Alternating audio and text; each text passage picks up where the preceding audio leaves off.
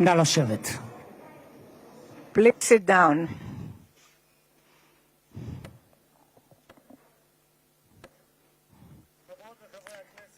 Knesset members, today is Monday, 13th of October 2025, and I'm intending to open the special session of the Knesset in honor of the President of the United States, Mr. Donald J. Trump.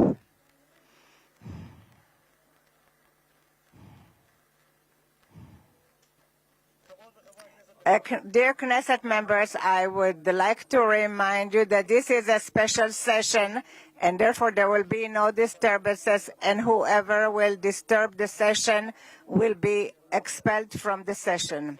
And there will be no warning, and it is allowed to applaud in this session the Honorable Mr. Yitzhak Herzog and his wife Michal,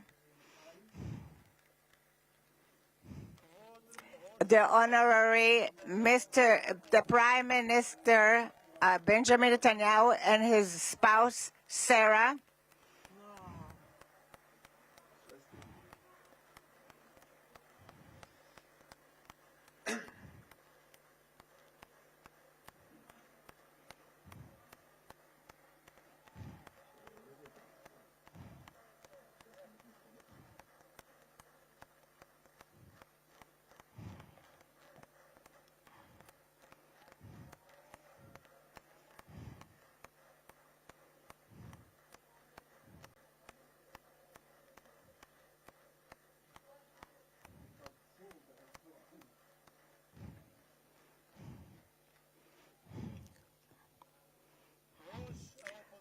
the head of the opposition, Mr. Lapid and his wife Lihi, ministers and Knesset members,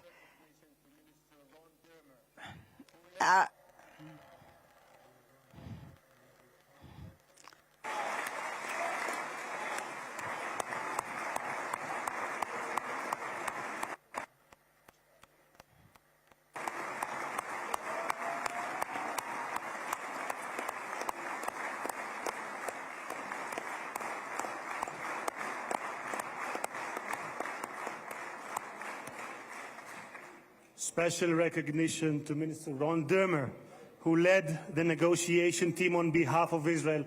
Thank you, Ron.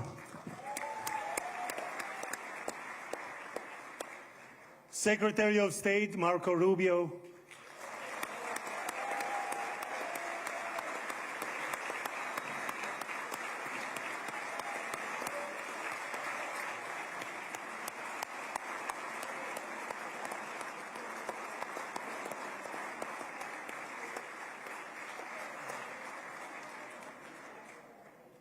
Secretary of War Pete Hegseth,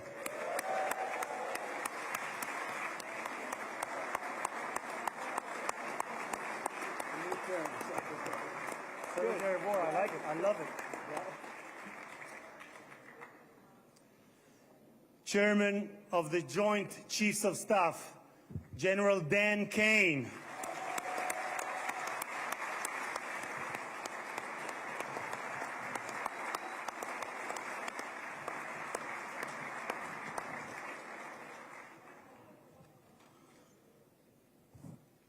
Two key players, President Trump's special envoy, Steve Witkoff, who is here with his partner, Lauren.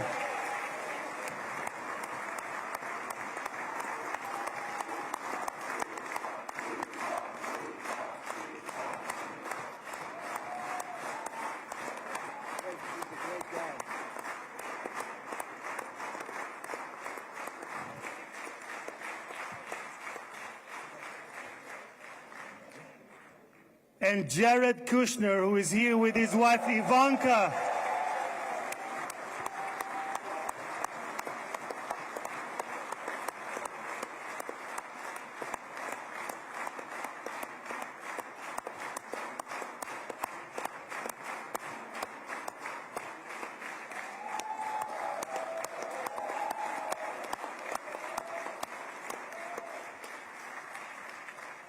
And thank you guys for everything that you have done to bring about this day.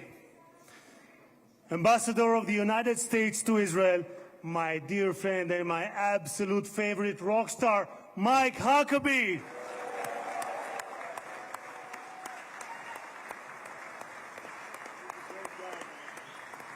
we have Janet? I don't see Janet. Janet's not in. Janet's not here. Okay. שגריר ישראל בארצות הברית, יחיאל לייטר.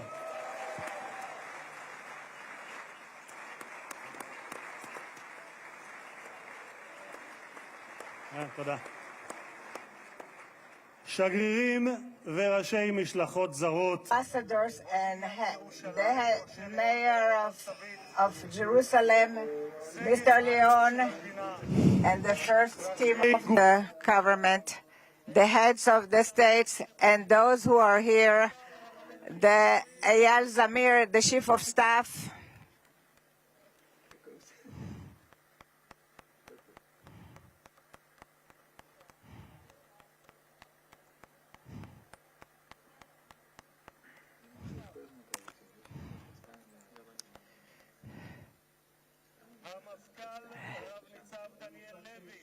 the head of the police, Daniel Levy,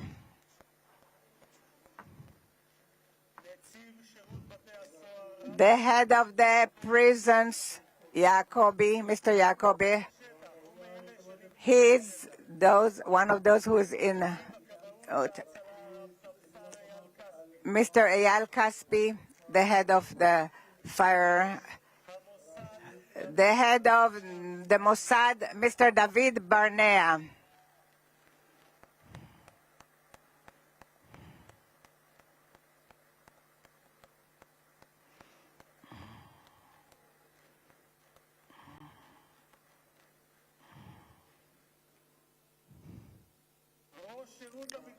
The head of the General Zini, the head of the General Security. Great success to you.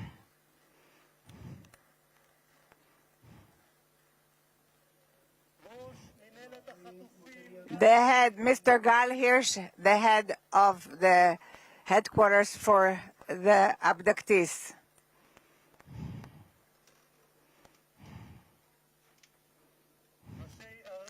Mayors and the local authorities, the chairman of the Knesset who brought about a visit in 3 days, which usually takes 3 months, Mr. Itzik Edry, the secretary of the Knesset, the legal counsel of the Knesset, and the head of the Knesset, members of the management of the Knesset, families of the bereaved, families of the abductees.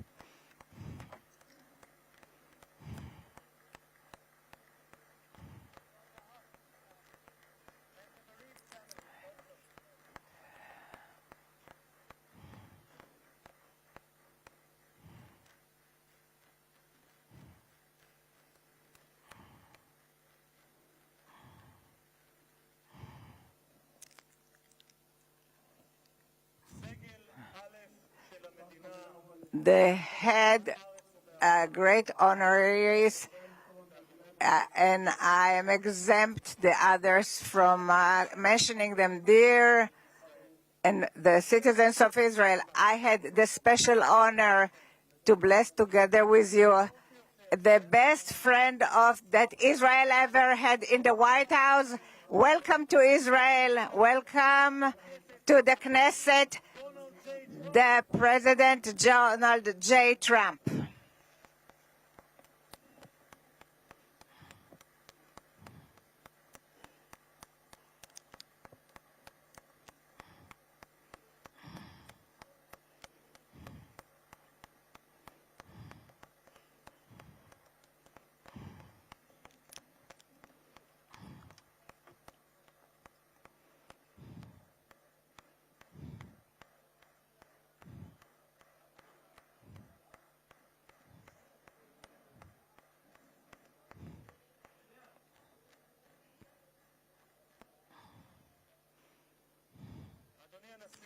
Mr. President, I would like to thank you that you granted the Knesset the honor that it is the first parliament that you are visiting in your present term. In the Jewish tradition, we are used to bless you, the one who gives us the honor. Thank you very much, Mr. President, President Trump. Honorary President, 2,000 years ago, we were exiled from our homeland, but in all the diaspora that we lived by, we never forgot Jerusalem, the beating heart of the Jewish people, since it's for which we prayed for year after year. And 7 years ago, it was you, President Trump, that in the name of the United States you recognized Jerusalem as the capital of Jerusalem. You executed a promise that many other presidents promised. You transferred the embassy to Jerusalem. Thank you very much, President Trump. Thank you very much, President Trump.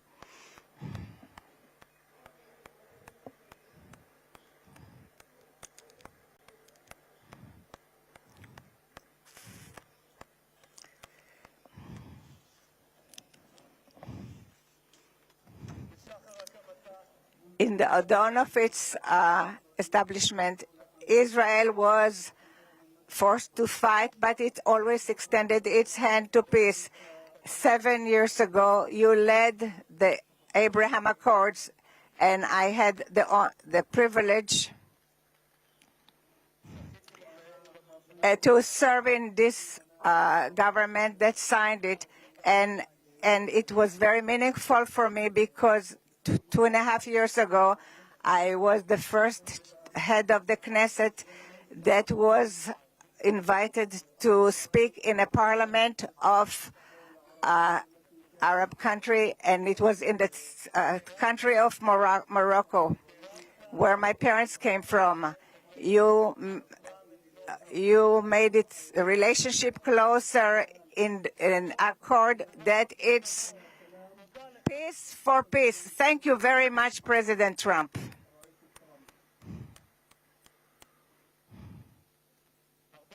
Many years before your first term, already in 2011, you identified this danger of nuclear Iran. Our nation's national security interests. We can't allow Iran to go nuclear. איום על ארצות הברית משמעו איום על העולם החופשי כולו. העקבית ששמה את Your continued that you put America first, but not America alone. You brought with you to the White House in your 2 terms. 4 months ago, after Prime Minister started Rising Lion, you started the Midnight Hammer, which was a very brave action that there was nothing like it until you arrived at the White House. Thus, Mr. President, you prevented a nuclear holocaust that Iran wanted to bring about to the world. A country in its parliament, its elected officials cry death to America and death to Israel. And today we can say to the Ayatollahs, rule in Iran will not have nuclear power. Thank you, President Trump.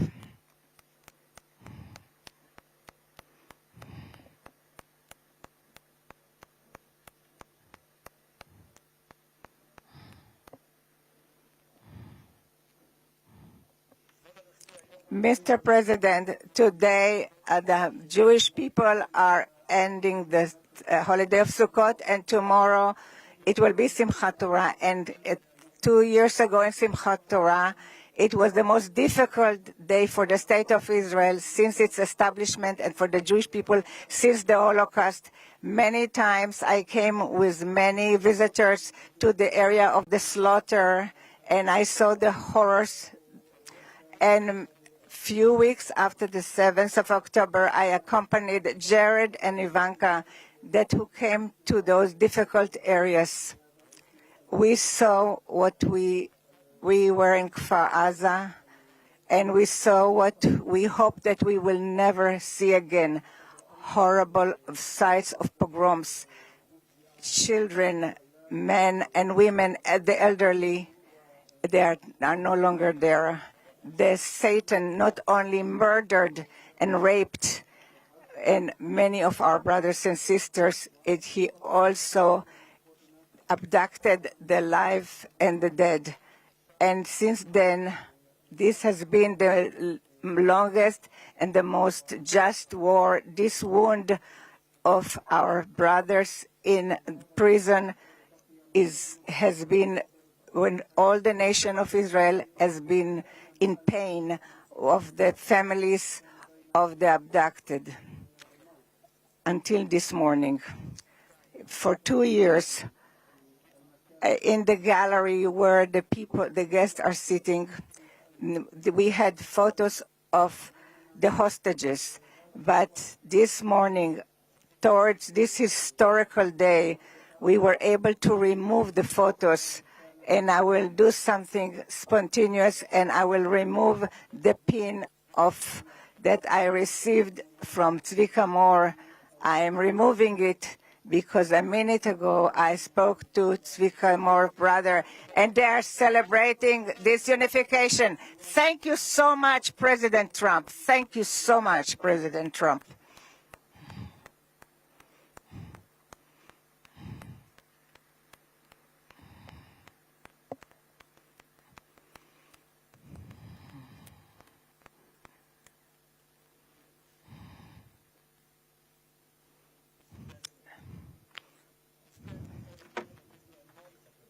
Other American president, but as a giant of Jewish history, one for whom we must look back 2.5 millennia into the mists of time to find a parallel, Cyrus the Great.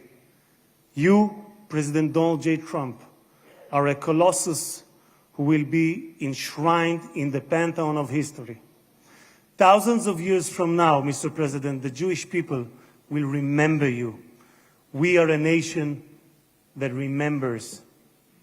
Far from being a local struggle, what we are witnessing is a global struggle, a global battle between the forces of extremism, radicalism, and fundamentalism, and those of freedom, liberty, and democracy.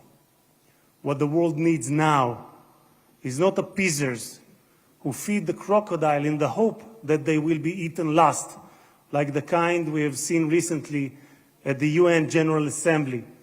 And by the way, President Trump, your team has checked the teleprompter. It is working beautifully. What the world needs now are more leaders who are brave, resolute, strong, and bold. The world needs more Trumps.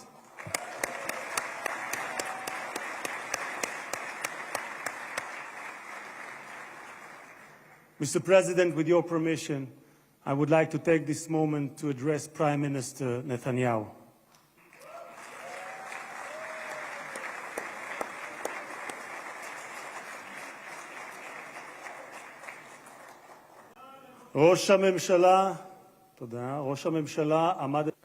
Mr. Prime Minister, the last few years, you faced great pressures. Steve Witkoff, the special envoy that fought along with you to return the hostages, said about you, the most difficult work was that of the Prime Minister. It was the Prime Minister who had to take hard decisions, how much we have to be hard towards Hamas and when we have to be more moderate. But the truth now that looking backwards, we wouldn't have reached this point if the Prime Minister Netanyahu wouldn't have acted the way he acted.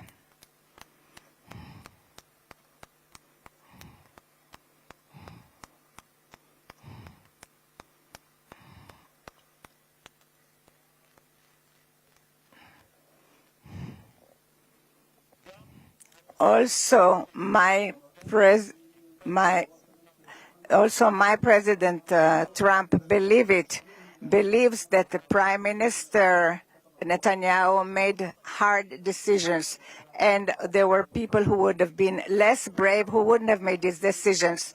We are here today because the Hamas did not have an alternative. So says Witkoff. The pressure was great, and therefore we progressed immensely, and this is what brought about this agreement. This is what the envoy Witkoff has stated. Mr. Prime Minister, yesterday, on his way to Israel, the President Trump, that you are the right person at the right time, and I'm proud to say here in front of the whole world that thanks to you, we achieved the great things that we have achieved. Thank you so much, Mr. Prime Minister.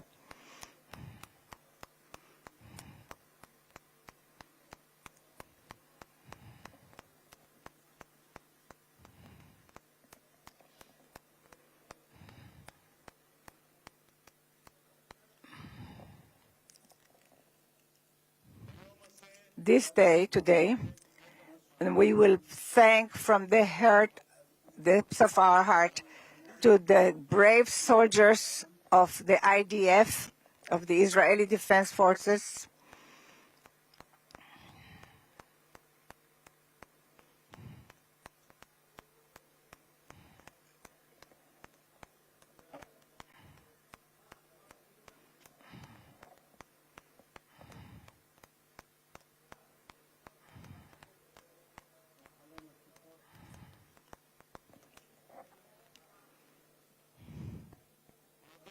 we will thank to the IDF brave soldiers who fought like lions and endangered their lives in order to protect the state of Israel. Many of them sacrificed their lives for the country that bows its head.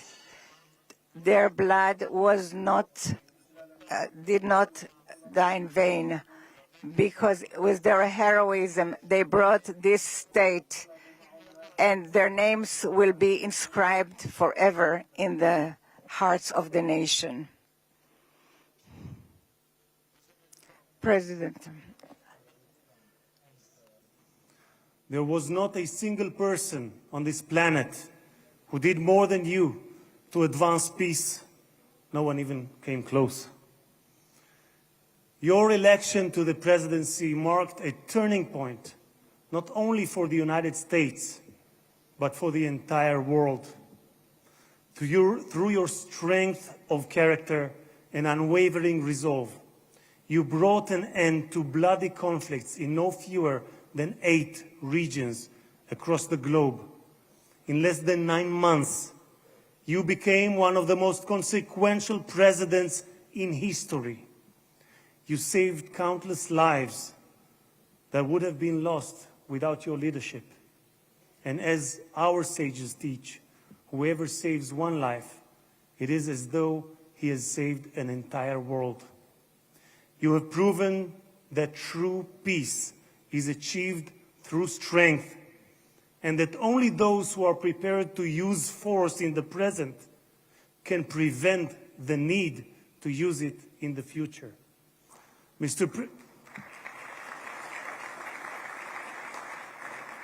Mr. President, you, more than any other individual, are deserving of the highest recognition for your efforts in promoting peace.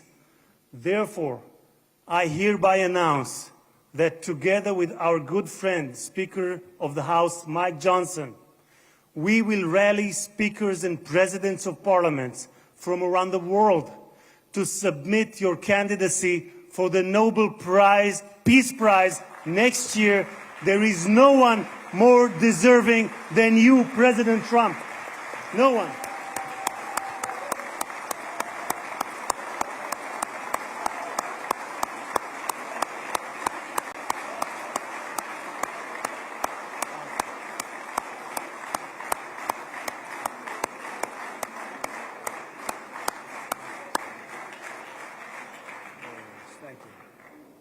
אדוני הנשיא, אנחנו ניצבים בפני ההיסטוריה ברגע... Mr. President, we are confronting history. It is a very exciting day for the citizens of Israel, a day that we all wished for. In the Jeremiah, it says that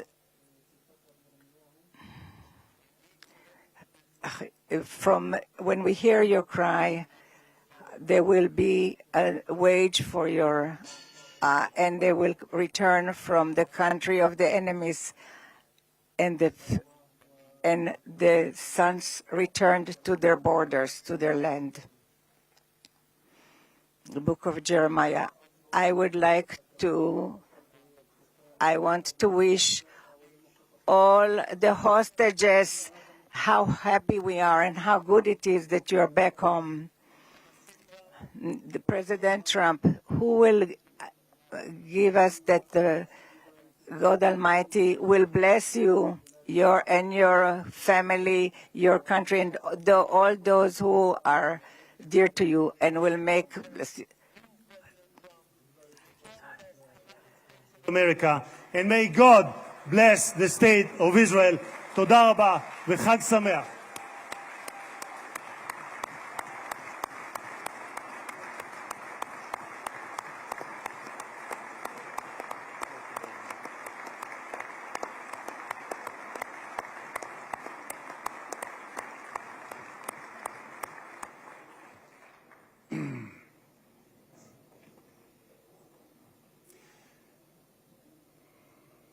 אני מתכבד להזמין כעת את ראש הממשלה. I'm inviting now Mr. Benjamin Netanyahu, the Prime Minister, to say a few words.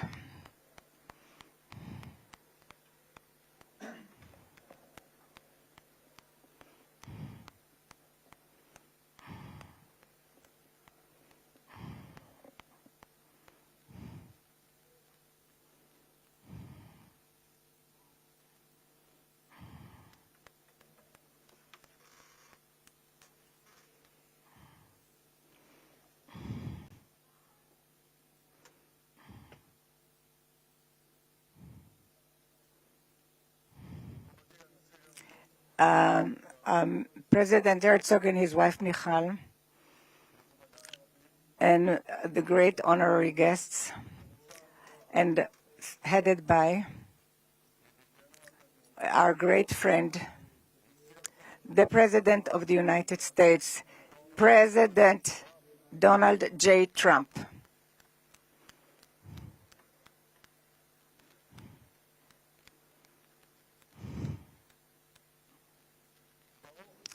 Welcome to Jerusalem, our eternal capital. Welcome to Israel in this moving day, exciting day, that will be inscribed in the history, on the annals of Israel. And you too, Mr. President, will be inscribed in the history of our nation. And you are already inscribed in the history of the world. And we remember our friends. We know your part, your important part, and the determined part of the return of the hostages in this day, when we were informed today, an hour ago, that all our live hostages returned back to us. What excitement.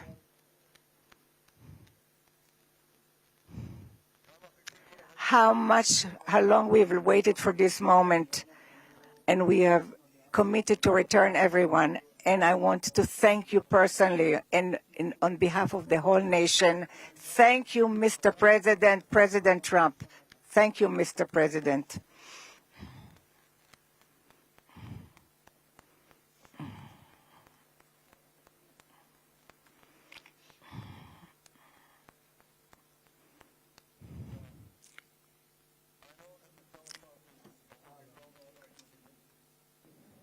but I'm not sure about the translation.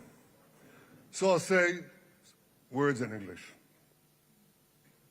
President Trump, the Knesset welcomes you and your distinguished delegation to Jerusalem, our eternal capital. This is your first visit to Israel since you recognize Jerusalem as our capital and moved the embassy here. Thank you, President Trump, for that.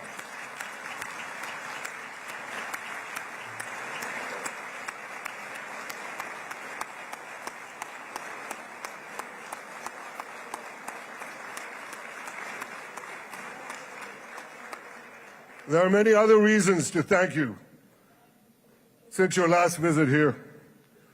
Thank you for recognizing Israeli sovereignty over the Golan Heights.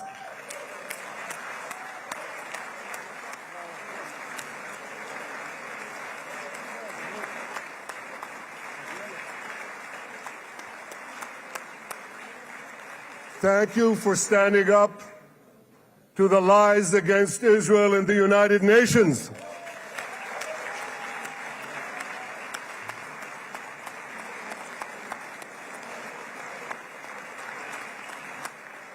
Thank you for recognizing in your 2020 peace plan our rights in Judea and Samaria, the ancestral homeland of the Jewish people.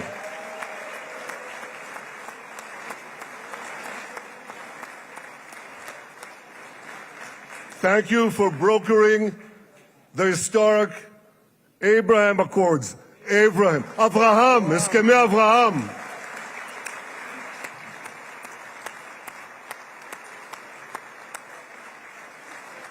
Thank you for withdrawing from the disastrous Iran nuclear deal.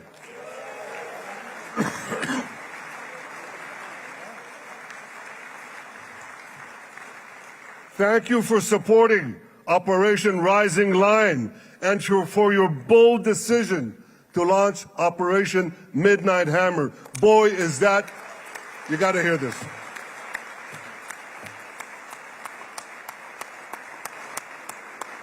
This is the most fitting name ever named for a military operation because a little after midnight, you really hammered them.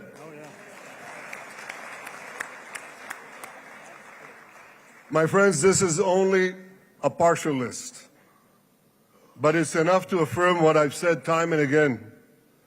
Donald Trump is the greatest friend that the state of Israel has ever had in the White House.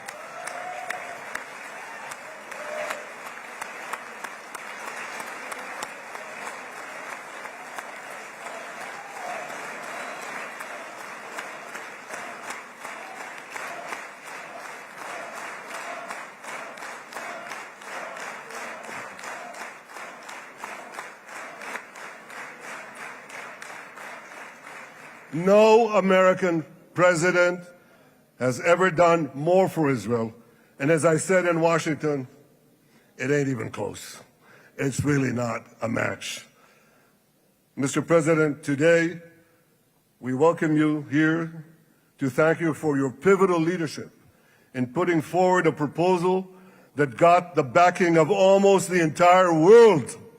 A proposal that brings all our hostages home.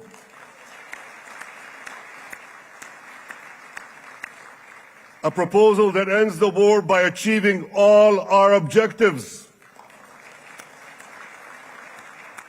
A proposal that opens the door to an historic expansion of peace in our region and beyond our region. Mr. President, you are committed to this peace. I am committed to this peace. And together, Mr. President, we will achieve this peace.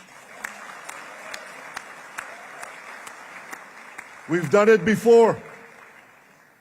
We've done it before in the Abraham Accords, and we'll do it again. Mr. President, today the Jewish calendar marks the end of 2 years of war. That war began on October 7th, on the Jewish festival of Simchat Torah. You always tell me, and you tell the world, remember October 7th. Mr. President, we remember. We remember the thousands of Hamas terrorists who stormed into our towns and kibbutzim. We remember the 1,200 people Hamas savagely slaughtered in cold blood, including dozens and dozens of Americans. We remember entire families burnt alive as they embraced each other. We remember the beautiful young Israelis brutally gunned down at the Nova Music Festival. We remember the hundreds of our citizens who were dragged into the dungeons of Gaza, including 12 Americans, men and women, young and old, babies and elderly Holocaust survivors. My friends, Mr. President, Donald, these monsters take babies as hostages. In response to this barbaric attack on October 7th, Israel did what it had to do. With indomitable courage, we set out to defend our people, to defeat our enemies, and to release our hostages. Our heroic soldiers fought like lions. They fought on the front lines of civilization and barbarism.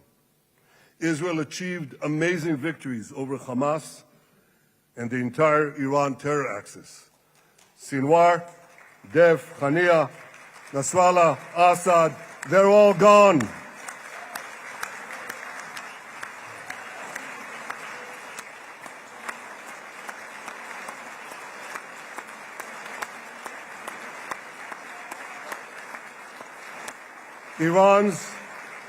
Iran's nuclear weapons and ballistic missile program, with your enormous help, Mr. President, rolled back. Half the Houthi leadership wiped out.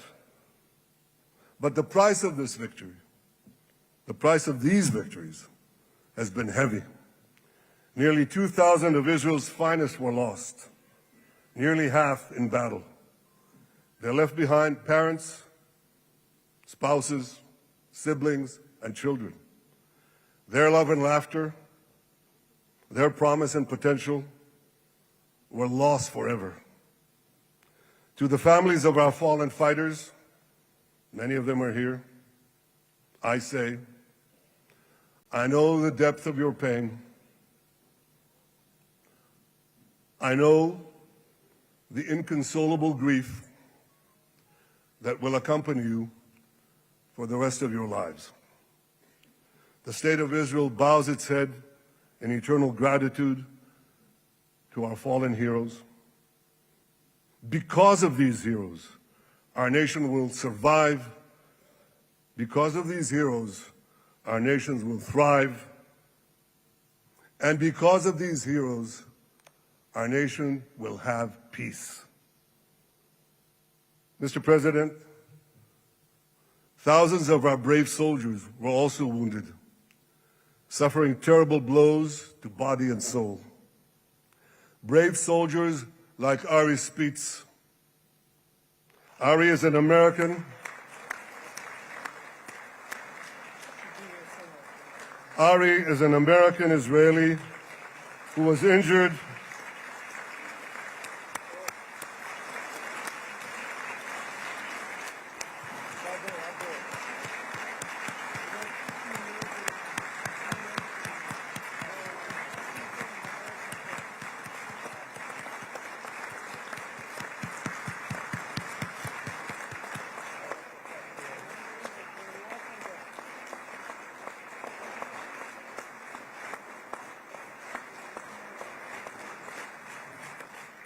Ari is an American Israeli who was injured in Gaza while searching for Hamas terrorists and weapons. 2 of Ari's comrades were killed in this action, and 10 were injured. Ari was presumed dead, but made a miraculous recovery despite losing 3 limbs. Ari, stand up for a minute alone. Stand up. There you go. There. Ari, you are the spirit of Joshua. You are the spirit of David. You are the spirit of the Maccabees.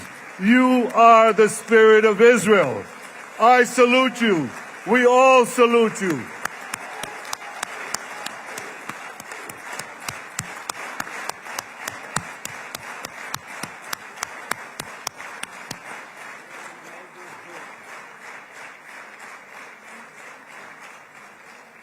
Sabine Tassa of Kibbutz Netiv HaAsara is watching us today from the Israeli consulate in Los Angeles. Sabine lost her husband and her oldest son on October 7th. She is the mother of 3 other boys. 2 of them, Koren and Shai, witnessed their father jump on a Hamas grenade to save his 2 sons. We all saw the film of those 2 boys crying out in pain, "Father is dead. Why? Why did God save me?" Mr. President, my friend Donald, I've seen some very tough things in my life. But I couldn't bring myself to watch those boys suffering again. So I didn't see this film except once. Yet Sabine, their mother, has had the strength and fortitude to show this film across the world. And my wife Sarah and I asked her, "Sabine, how do you do it? Why do you do it?" And she answered, "I do it to show the entire world the monsters Israel is fighting and the justice of our cause." This is what she's doing once again in Los Angeles. Sabine, you can hear me now, so I want to tell you on behalf of all of us, you embody the spirit of our biblical heroines, Deborah, Ruth, and Esther. You too are the spirit of Israel, and we all salute you.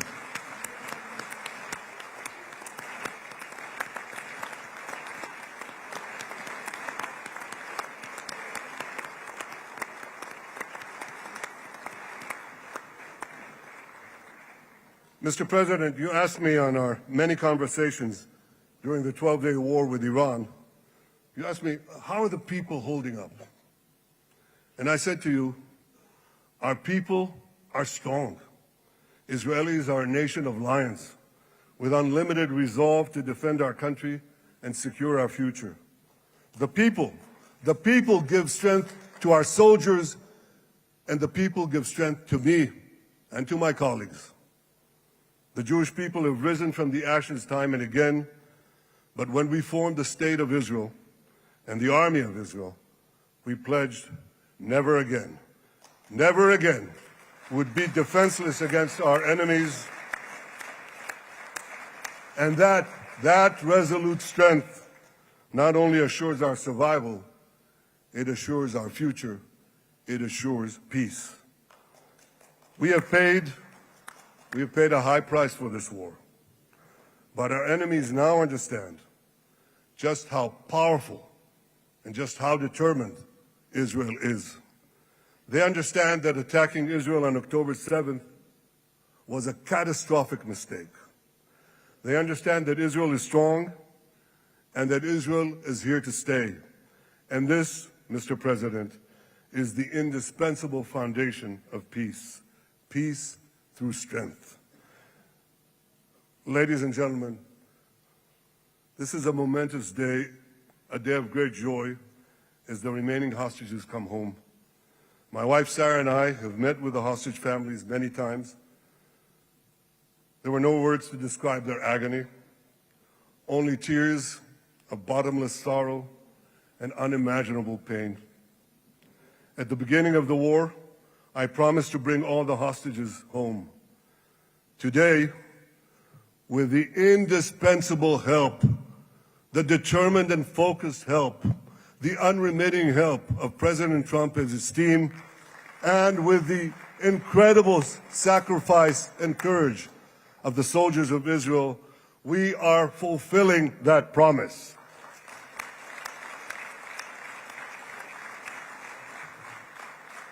It has been a long journey to get here, In the first week of the war, our brave soldiers put military pressure on Hamas, and the international community put diplomatic pressure on them. This enabled us to secure the release of over 100 hostages. In heroic rescue attempts behind enemy lines, Israel's special forces rescued 8 live hostages and brought back the remains of dozens more.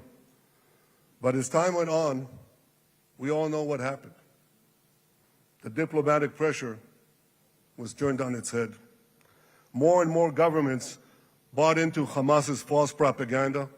More and more governments succumbed to anti-Semitic mobs in their own countries. They just turned on Israel. They called for us to surrender to Hamas demands, just leave Gaza immediately, they said, end the war without committing to disarm Hamas, without committing to demilitarize Gaza. Had Israel succumbed to those demands, not only would Sinwar, Nasrallah, Assad, and Iran's missile and nuclear program remain intact. Not only that, because in no time, the Hamas killers would be back on the border fence, ready to repeat the horrors of October 7th again and again, as they vowed to do. But just at that point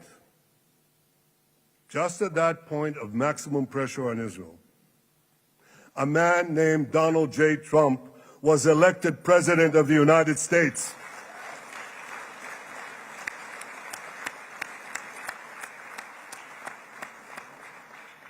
And ladies and gentlemen, overnight, everything changed. Everything. We felt it right here. Mr. President, thanks to your unequivocal backing of Israel, we secured a second hostage deal within weeks of your election. And in the months that followed, we worked closely together to forge a path to bring the remaining hostages home and end the war. End the war in a way that ensures the disarming of Hamas, the demilitarization of Gaza, and that Gaza would never again pose a threat to Israel. 2 months ago, you fully backed my decision to send the IDF into the last Hamas stronghold in Gaza City.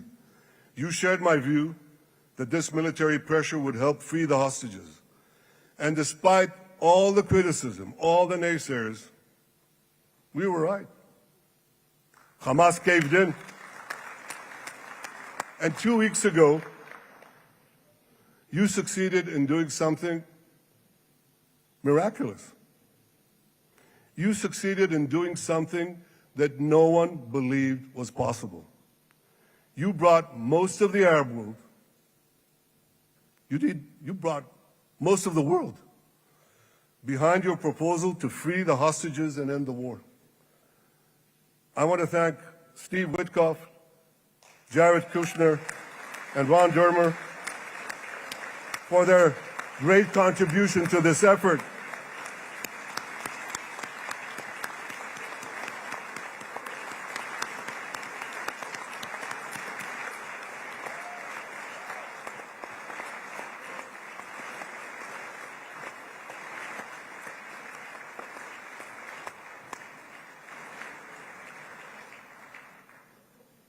And I want to thank our negotiating team.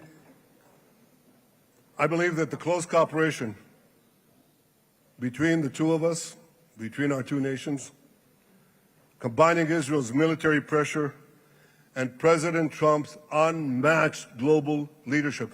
I have to tell you, I've seen a lot of American presidents.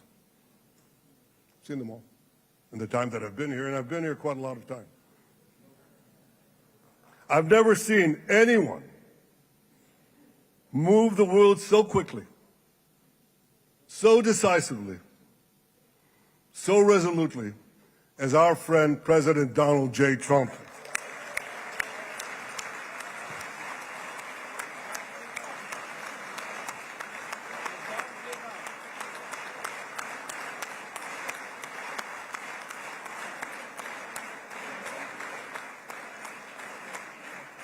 With our military pressure and President Trump's global leadership, we achieved this historic moment.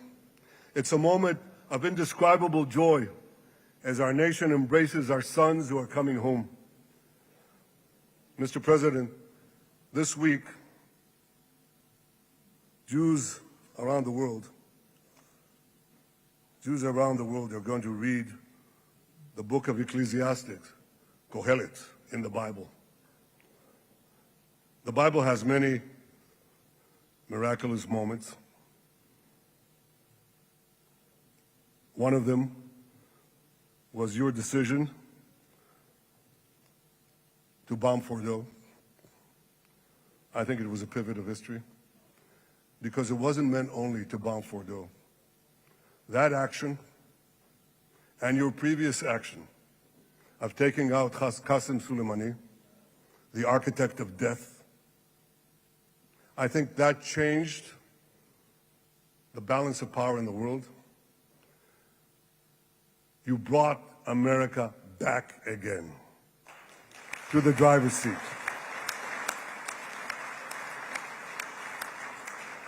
Now, I said that we're going to read this week the book of Ecclesiastes. It's not a book of action. It's a book of meditations, of thought, of perspective on life and on death. And in this book, we read the immortal words of King Solomon. To everything there is a season, and a time for every matter under heaven. Et milchama ve'et shalom. A time for peace and a time for war. The last 2 years have been a time of war. The coming years will hopefully be a time for peace.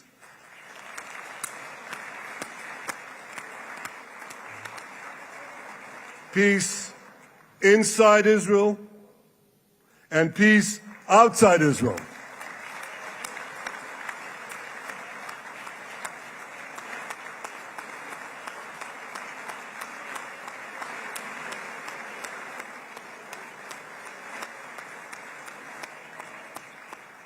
I look forward to continuing marching with you on the path we paved together with the Abraham Accords.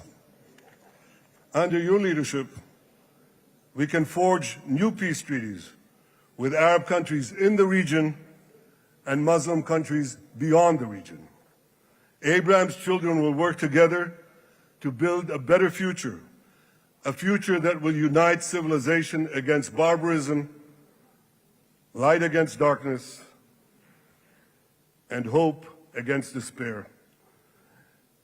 And my friends, I believe that with President Trump's leadership, this will happen a lot faster than people think.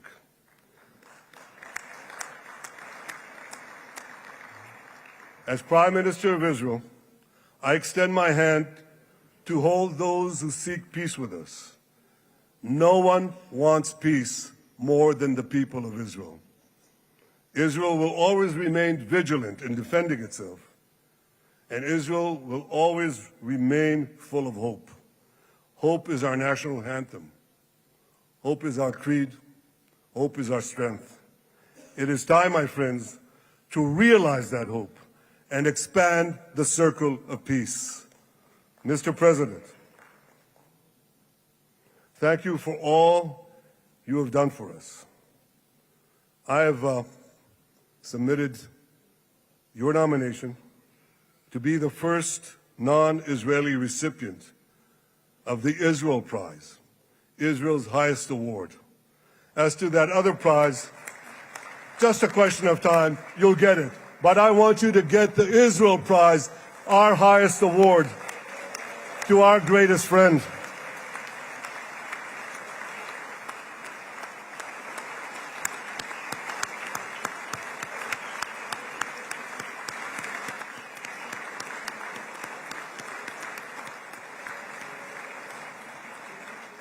When others were weak, you were strong.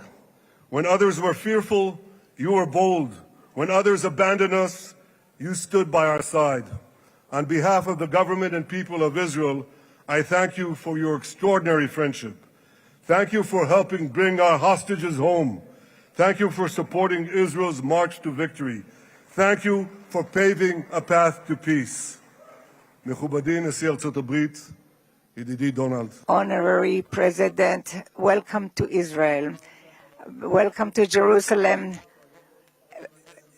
Welcome in this exciting day that brought us to this day.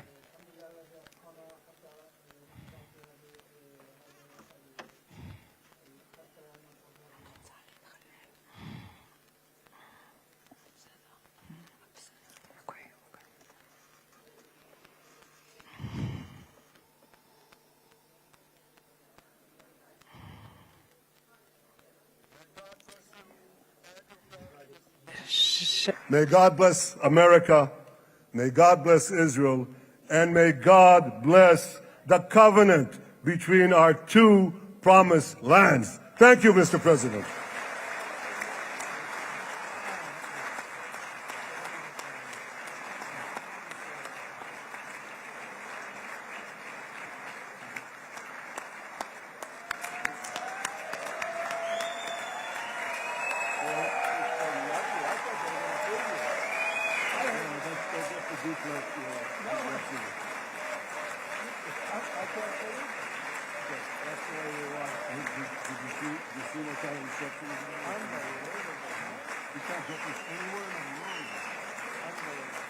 But you'll get it in the morning. Thank you.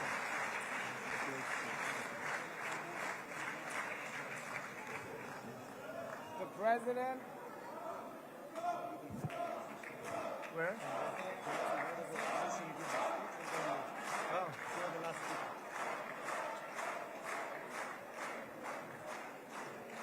Come on up, opposition. Come on, opposition.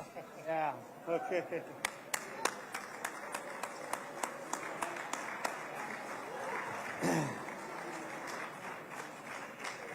אני מתכבד להזמין כעת את ראש האופוזיציה, חבר הכנסת יאיר לפיד.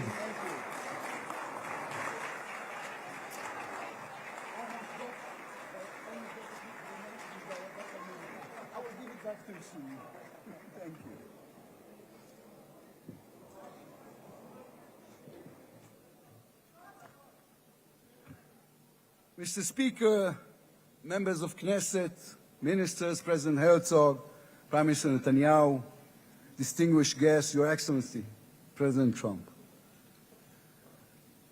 For 2 years, we waited for this moment.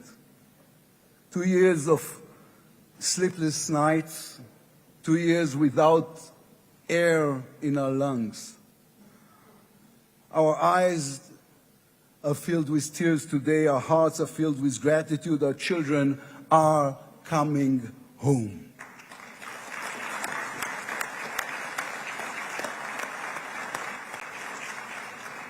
In the Babylonian Talmud, a sacred book of the Jewish people, it is written, whoever destroys one life, it is as though he destroyed an entire world, and whoever saves one life, it is though as he has saved an entire world. Mr. President, you have saved the lives of our hostages.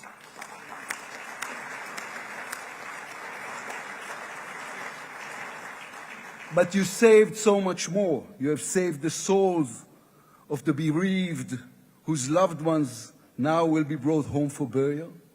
You have saved thousands of soldiers who will now not fall in battle. And you have saved millions from the horrors of war. You have saved more than one life, and each life is an entire world. This is a historic moment, and a reminder that history is shaped by people. It is shaped by those who know the past, but have the vision to change the future. When you were elected, you declared that you would be the president of peace. You have kept your word. The fact that you were not awarded the Nobel Peace Prize is a grave mistake by the committee. But they will have no choice, Mr. President. They will have to award it to you next year.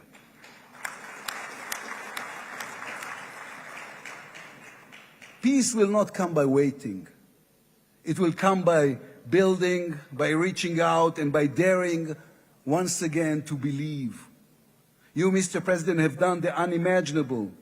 We will be eternally grateful. But we also need to take responsibility. The destiny of Israel will always be written by the people of Israel. We must now prove ourselves worthy of what has been achieved. From its founding, Israel has said to the world that our strength, our power, rest upon our values. Israel is the strongest country in the Middle East because we are the only democracy in the Middle East. Because we believe in the principles laid in our Declaration of Independence, which says Israel will ensure complete equality of social and political rights to all its inhabitants, irrespective of religion, race, or sex. It will guarantee freedom of religion, conscience, language, education, and culture. It will safeguard the holy places for all religions. Those are our values. That is who we are as people, as a country. Our neighbors must understand one more thing about us. We are not going anywhere. The Middle East is our home. We are here to stay. Our story did not end in the Bible. It began there. It continues in our laboratories and universities, in our innovation hubs. Hamas, Hezbollah, Iran, and the Houthis, they all read the wrong intelligence reports. The real intelligence report on Israel's intentions is found in the book of Genesis. And I will give you and your descendants after you the land of Canaan for an everlasting possession. We call upon the nations of the Islamic world, on all our neighbors, Saudi Arabia, Syria, others. We are here to stay. We can do great things together. Come and talk to us. Mr. President, you are the one who can make it happen as you did with the historic Abraham Accords. Then too, no one believed it was possible. Then too, you imposed your vision on everyone. While others spoke of difficulties, you created opportunity. You can be the one to bring the next wave of peace. The people of Israel support this. They want this. We are ready. And you can later today in Egypt with your unbelievably talented team, my friends, Steve Witkoff, Jared Kushner, Marco Rubio, Pete Hegseth, forge a regional alliance that will change not only the Middle East, but the entire world. After 2 years of war, the peoples of this region should look around and ask themselves, whose situation is better? Those who chose the path of peace or those who chose the path of war? Those who invested in their people, in the education of their children, in science and education and technology, or those who invested in hate and in violence? From here I say to all those who demonstrated against Israel these past 2 years, on the streets of London and Rome, in Paris and in Columbia University. I do not represent the government. As you know, I am the leader of the opposition. And I tell you, then, you were deceived. You were deceived. Propaganda experts, funded by terror money, manipulated you. Now that the war has stopped, you have time and a chance to go and learn the facts. The truth is, there was no genocide, no intentional starvation.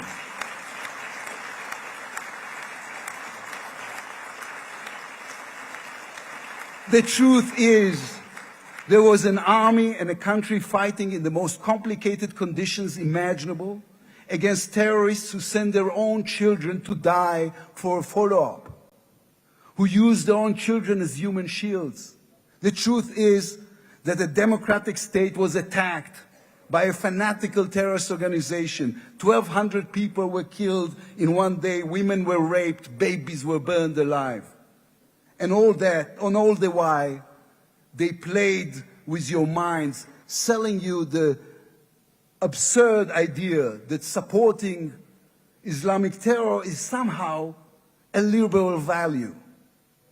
There is good and evil in this world. When you stand with Hamas, you stand with evil. When you stand with Hezbollah, you stand with evil. When you stand with the Iranian regime, you stand with evil. When you stand with Israel, you stand on the side of justice.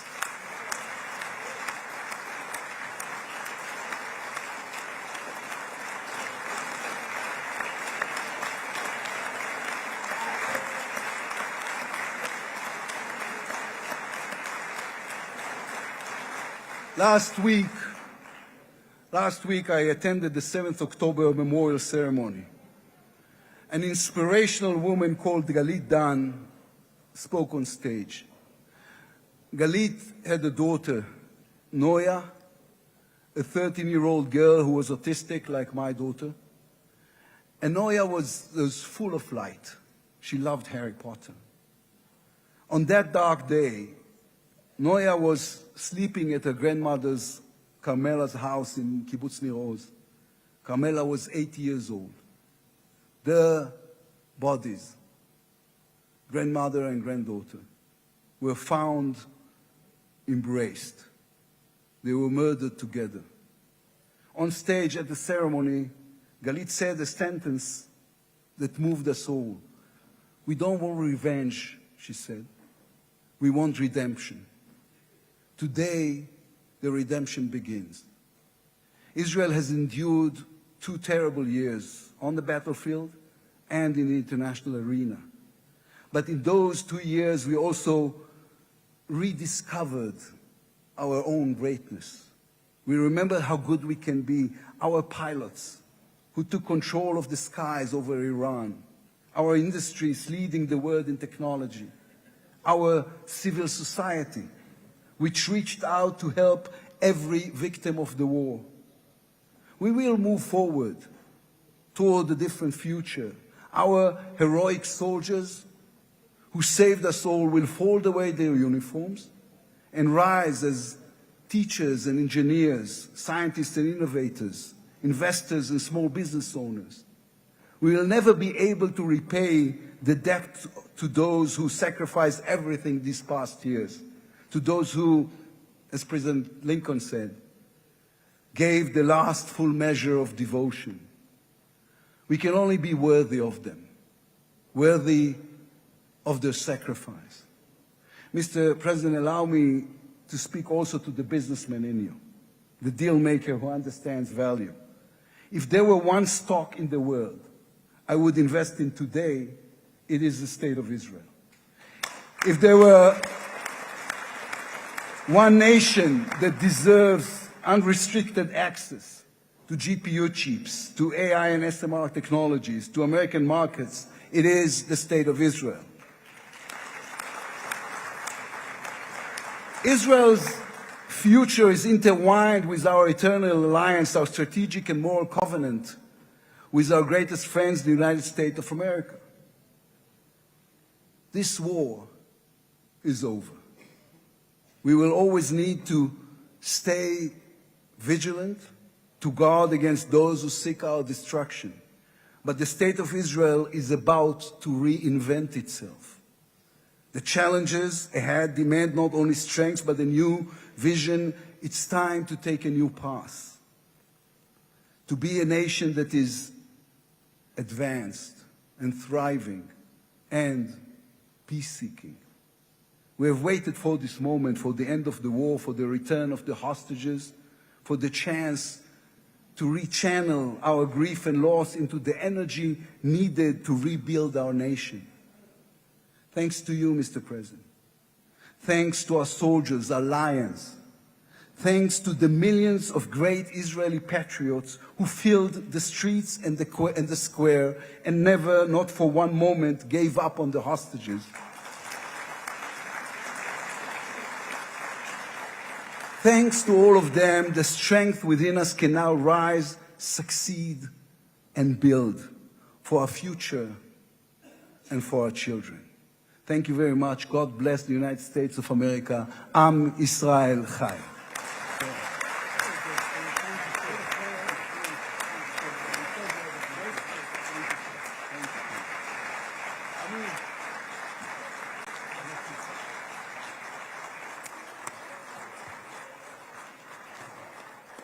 אני מודה לראש האופוזיציה, I would like to thank the head of the opposition, members of the Knesset,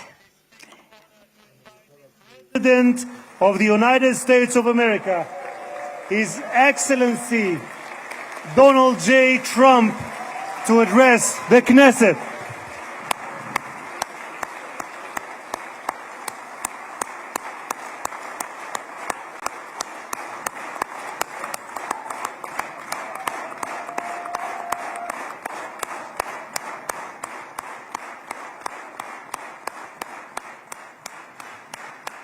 Thank you very much. Thank you.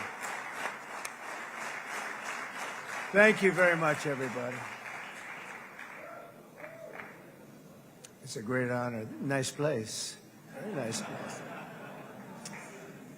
Mr. President, Mr. Prime Minister, Mr. Speaker, esteemed members of the Knesset and cherished citizens of Israel, we gather on a day of profound joy, of soaring hope, of renewed faith, and above all, a day to give our deepest thanks to the Almighty God of Abraham, Isaac, and Jacob.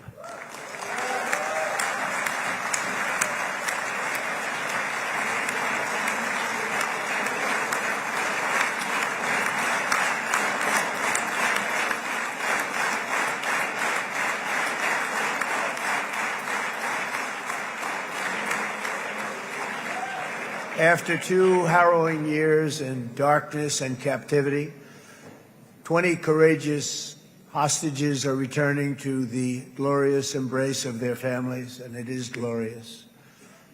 28 more precious loved ones are coming home at last to rest in this sacred soil for all of time. And after so many years of unceasing war and endless danger, today the skies are calm, the guns are silent, the sirens are still, and the sun rises on a holy land that is finally at peace, a land and a region that will live, God willing, in peace for all eternity.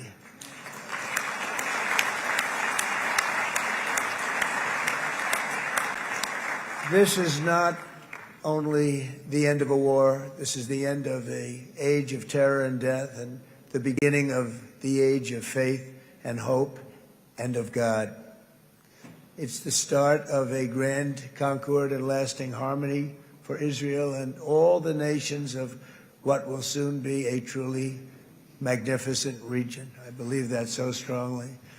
This is the historic dawn of a new Middle East. I want to express my gratitude to a man of exceptional courage and patriotism, whose partnership did so much to make this momentous day possible. You know who I'm talking about. There's only one, Prime Minister Benjamin Netanyahu. Bibi, please stand up.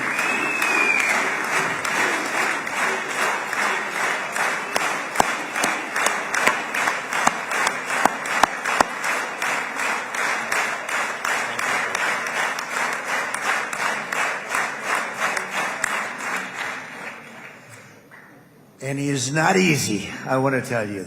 He's not the easiest guy to deal with, but that's what makes him great. That's what makes him great.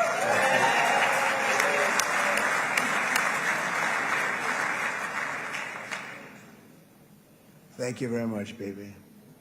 Great job.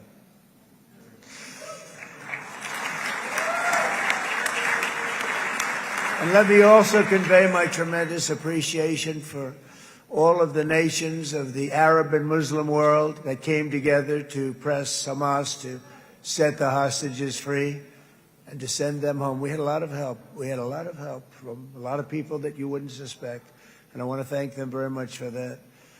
It's an incredible triumph for Israel and the world to have all of these nations working together as partners in peace. And it's pretty unusual for you to see that, but it happened in this case. This was a very unusual point in time, a brilliant point in time. Generations from now, this will be remembered as the moment that everything began to change, and change very much for the better. Like the USA right now, it will be the golden age of Israel and the golden age of the Middle East. It's going to work together. I'd like to thank several great American patriots for their invaluable help in getting something done that almost everyone thought was absolutely impossible. We were wasting our time. So many people said, "You're just wasting your time." But we weren't, because we had talented people working with us, and we had people that love your country, and frankly, people that love the region. They love the Middle East. I want to thank my friend Steve Witkoff.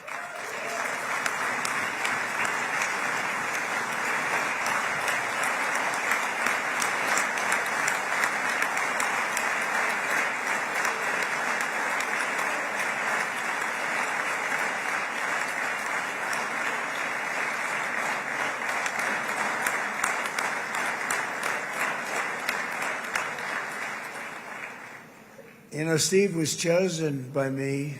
He never did this before, but I knew him as a few things. He was a great businessman, but I know a lot of great businessmen, to be honest with you. He had tremendous negotiating skills, but I know a lot of people that negotiate pretty well, although it is an art.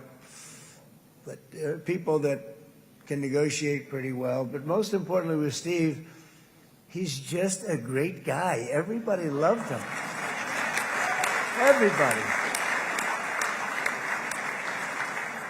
I mean, I know some negotiators that are so good, but you wouldn't have had peace in the Middle East. Would be in World War III right now with some of these guys. Everybody loves Steve, and they respect him, and they somehow can relate to him. I've known him for many years, and I've seen it over and over again. להוציא את חבר הכנסת עודה, להוציא אותו מהאולם, להוציא אותו מיד, החוצה, החוצה. Please expel this Knesset member. Please expel this Knesset member. Please expel Knesset member Kasif out of the hall. Please expel him immediately.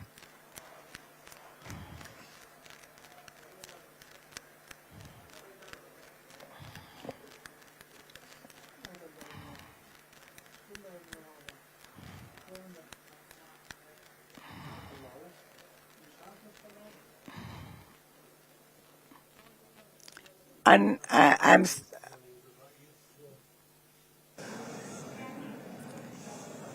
That was very efficient.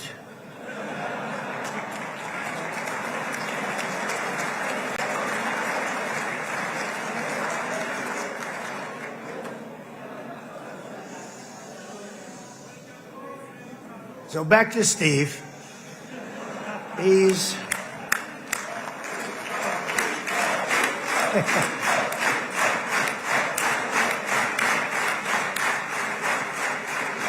But I tell one story because he was so involved, and then we called in Jared. We need that brain on occasion. We got to get Jared in here. We got to get a certain group of people. But Steve started this all by himself. I call him Henry Kissinger, who doesn't leak. Okay? Henry is a big leaker. He leaked.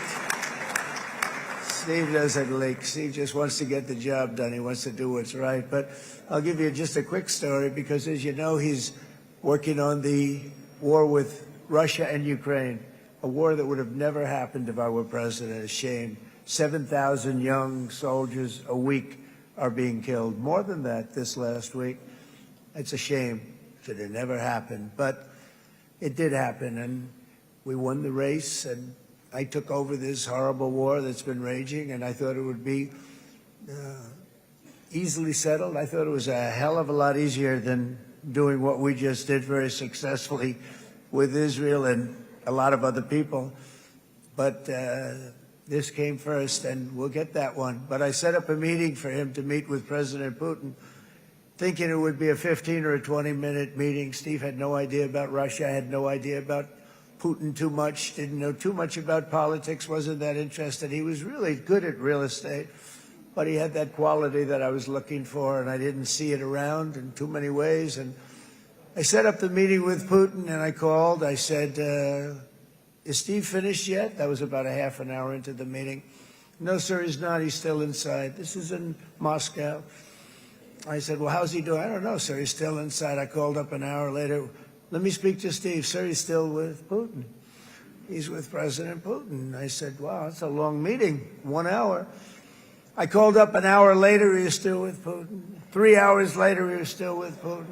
4 hours later, he started to get the word that he was going to be coming out soon. And in 5 hours, he came out. I said, what the hell were you talking about for 5 hours? And he says, just a lot of interesting things. We're talking about a lot of interesting things, including what he went in there for, but you can't talk about it for 5. You can talk about it for a certain period of time, and you know what you're getting. But that's a talent. That's a talent, where you can do that. Most people I'd send in, number one, they wouldn't be accepted. Number two, if they were, the meeting would last 5 minutes. And that's what happens with Steve. Everybody loves him. They love him on this side. They love him on the other side. And he really is. He's a great negotiator because he's a great guy. So thank you very much, Steve, very much.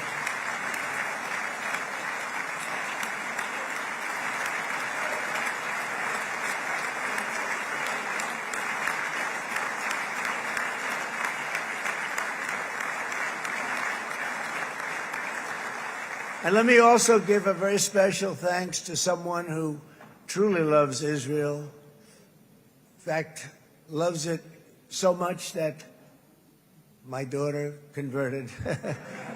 My daughter converted.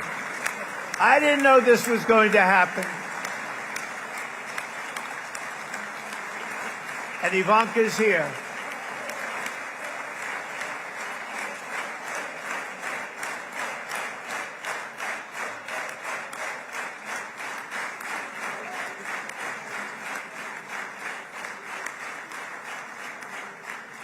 And Bibi, you do know this was not in the cards for me. You understand that. And she is so happy, and they are so happy. At least I think they're happy. If they're not, we have a big story, right? No, they have a great marriage, and they get along great. They're best friends. They have a very special relationship. But Jared has been so helpful. He really did something very special. He established the Abraham Accords with a group of very wonderful people. I like calling it the Avraham Accords because people that, what? Avraham. It's so cool. It's so much sort of nicer, you know, the Abraham versus the Avraham.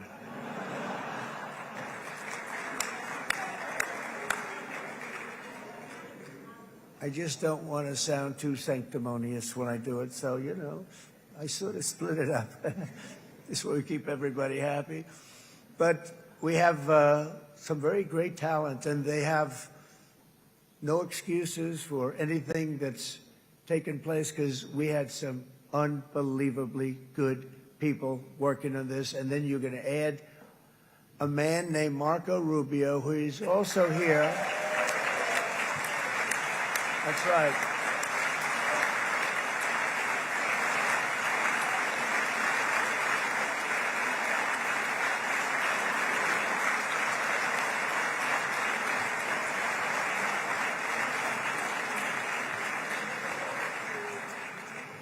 And I have a prediction that Marco will go down, I mean this, as the greatest Secretary of State in the history of the United States. I believe that. I believe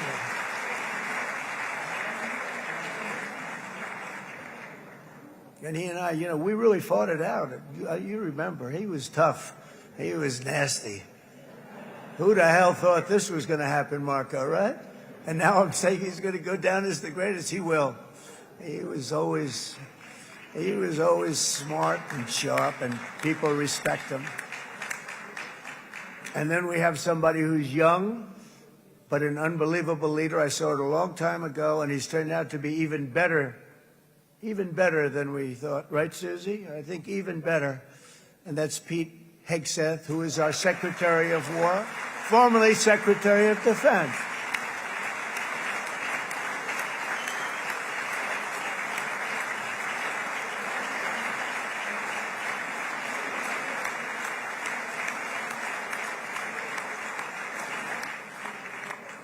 And as you know, we decisively won World War I. We decisively won World War II decisively. And everything in between and everything before it, we won everything. And then they had the brilliant idea of changing the name from war, it was war, to defense. And with that went a certain thinking. And we fought in a very politically correct way after that. We always had the strongest military, and now we have a stronger military than we've ever had before. Because of my first term, I've totally rebuilt the military, every aspect of it. But we have, if you think, we settled 8 wars in 8 months. I'm now including this one, by the way, if that's okay. They may say, well, that was quick. Because yesterday I was saying 7, but now I can say 8. The hostages are back. The hostages are back.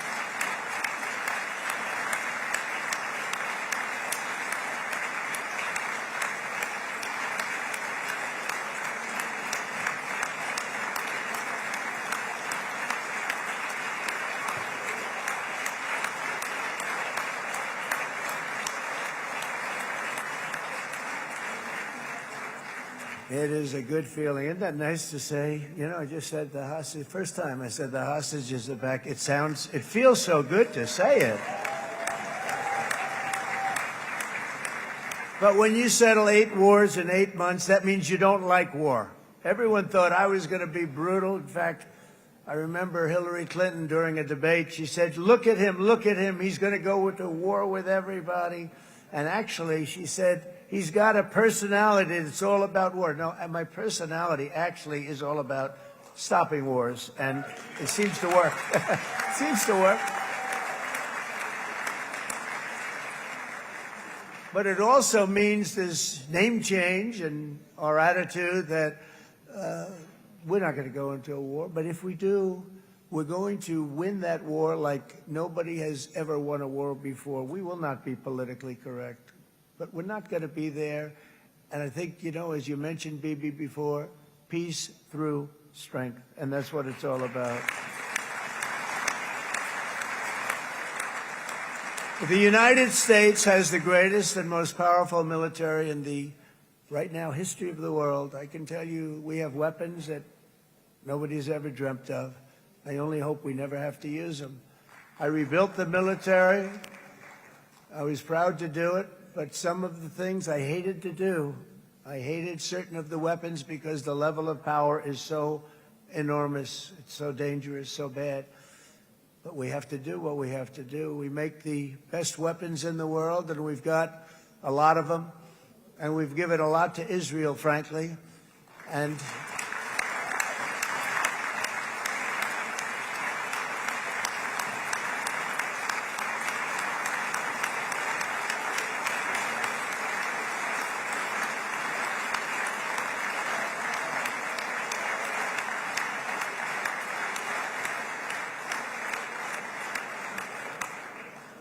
Bibi would call me so many times, can you get me this weapon, that weapon, that weapon? Some of them I never heard of, Bibi, and I made them.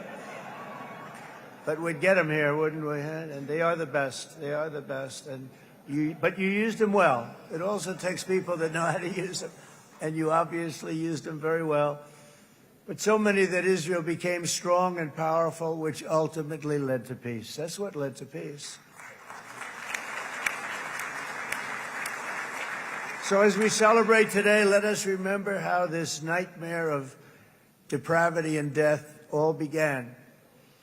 2 years ago, on the eve of the Simchat Torah holiday, thousands of innocent Israeli civilians were attacked by terrorists, and one of the most evil and heinous desecrations of innocent life the world has ever seen, the worst slaughter of Jews since the Holocaust.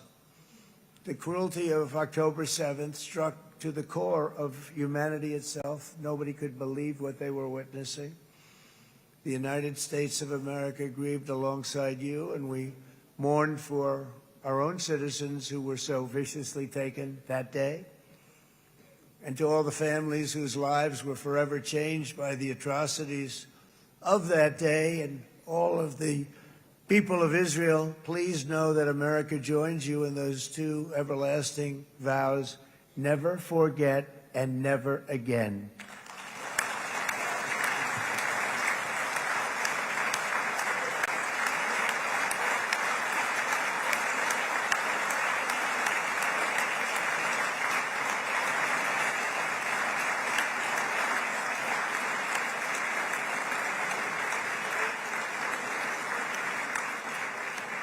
From October 7th until this week, Israel has been a nation at war, enduring burdens that only a proud and faithful people could withstand. It was a very tough period of time.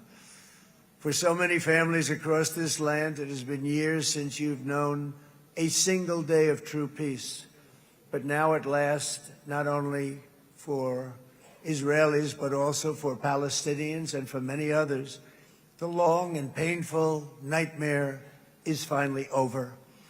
And as the dust settles, the smoke fades, the debris is removed, and the ashes cleaned from the air, the day that breaks on a region transformed, and a beautiful and much brighter future appears suddenly within your reach. This is now a very exciting time for Israel and for the entire Middle East, because all across the Middle East, the forces of chaos, terror, and ruin that have plagued the region for decades now stand weakened, isolated, and totally defeated.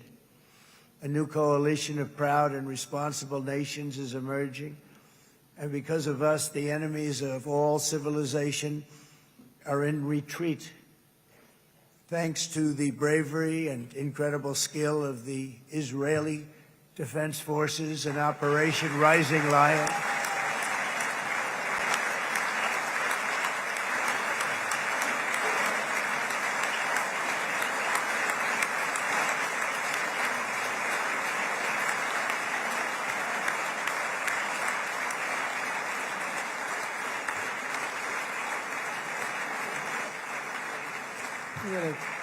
guy's central casting. Let's put him in a movie. Look at him. Great job. And my people loved working with you. Loved it. They worked so well together.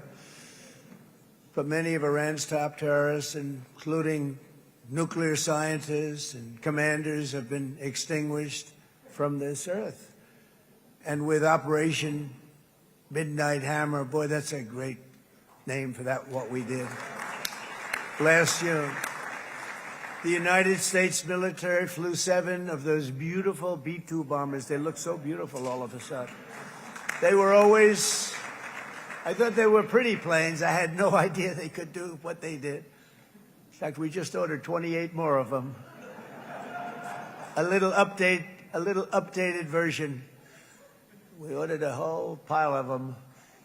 And almost 100 other planes went with them, including fighter jets. And we had 52 tankers, big, beautiful, brand new tankers that were loading them up 4 or 5 times. They traveled 37 hours back and forth. Think of that.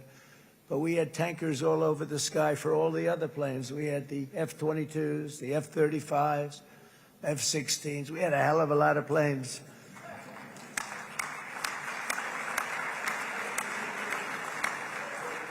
So we had 52 gas stations in the sky. That's what they call them. I'll tell you, I wouldn't want to be flying one of them. We have our great General Raisin Kane right here. General, stand up. This guy, what a general. Thank you.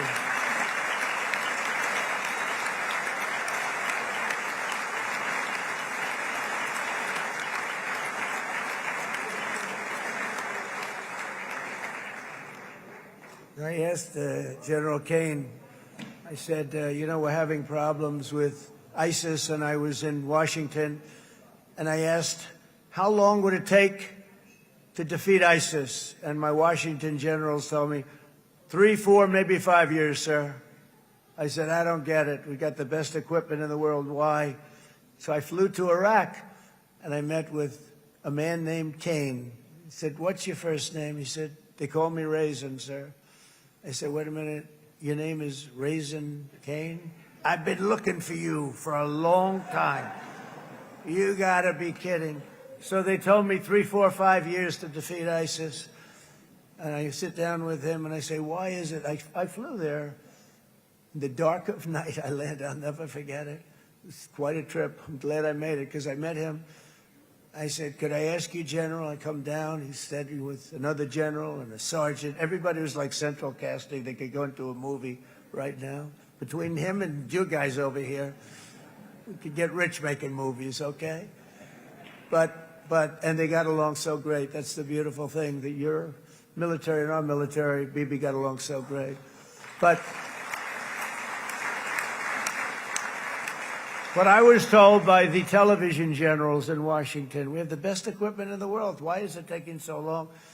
And they said, 4 years. I said, so let me ask you, Raisin, how long would it take you to defeat ISIS? Sir, we can do it in 3 weeks, but you'll probably have some time left over. I said, you got to be kidding. What the hell are you talking about? They said 4 years. I said, well, sir, look, it's not my place to say, but you're asking me the question.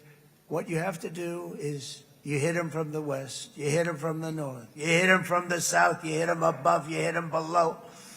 I said, so why didn't they do it? And he didn't want to speak badly of his superiors, which is hard to believe they were his superiors. It should have been the other way around a long time ago, because he's the one that did Operation Hammer. It was flawless. It was flawless. It was absolutely flawless.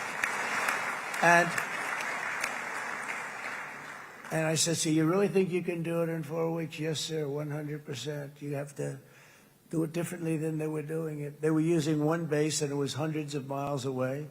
And he says, we have all these portable bases all over the Middle East. And they didn't want to use them because they didn't want to offend the country where the portable... They wouldn't have even known what the hell the planes were going up, right? They wouldn't have known. But he said, no, they didn't want to defend anybody, offend anybody. And but we can do it in 4 weeks. I said, you sure about that? I'm going to call you back. I'll call you back on Monday. I'm going back to Washington. But you think 4 weeks? Yes, sir, I think we can do it in 4 weeks. We'll have time left over. So I call him on Monday. I say, you think you can do it? 4 weeks. I said, go ahead and do it. He did it. I'll tell you, he did it in 4 weeks, less than 4 weeks. So, General, stand up, please. Again, this is a real general. This is not a television general. He doesn't want to go on television.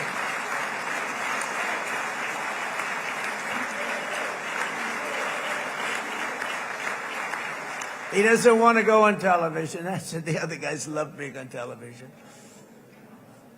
So we dropped 14 bombs on Iran's key nuclear facilities, totally, as I said originally, obliterating them.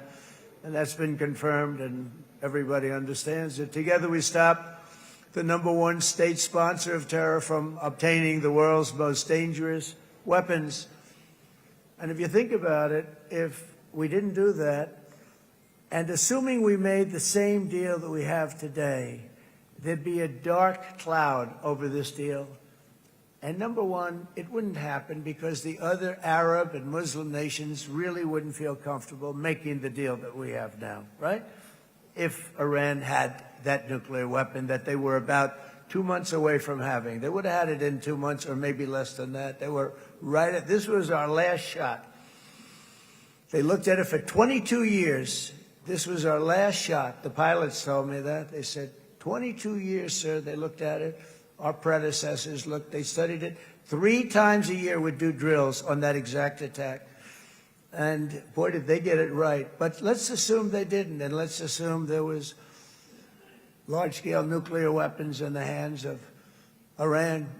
We couldn't be here today. Even if we signed the deal, which we couldn't do because a lot of people would not want to have anything to do with it, we took a big cloud off of the Middle East and off of Israel.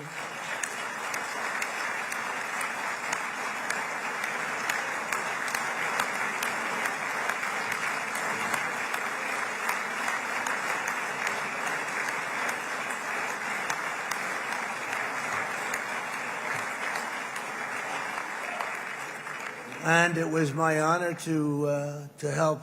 But isn't it true, though, that can you imagine the same, let's assume, Bibi, the same documents, we had everything the same, but you had somebody out there that was, in the opinion of everybody, all-powerful in the Middle East.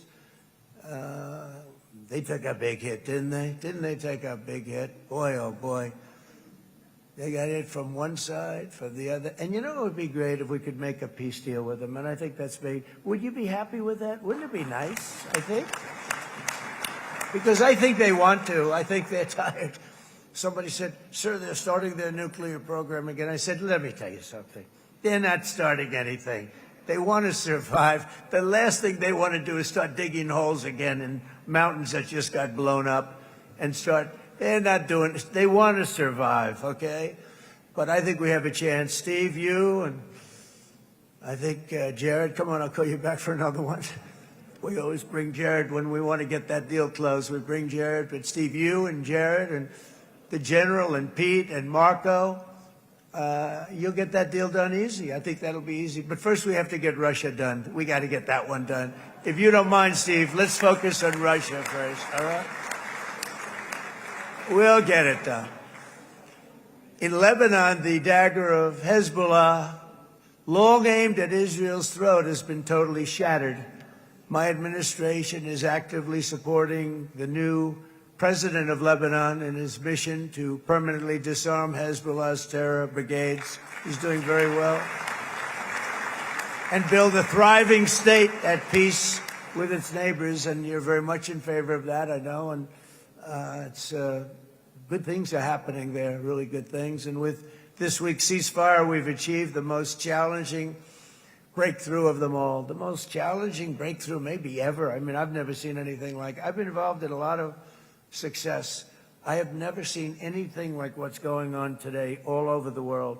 People are dancing in the streets, not just in Israel. They're dancing in the streets of countries that would have never danced in the street about what's happening today. They're dancing in those streets. So this long and difficult war has now ended. You know, some people say 3,000 years, some people say 500 years, whatever it is. It's the granddaddy of them all. And in an unprecedented achievement, virtually the entire region has endorsed the plan that Gaza will be immediately demilitarized, that Hamas will be disarmed, and Israel's security will no longer be threatened in any way, shape, or form.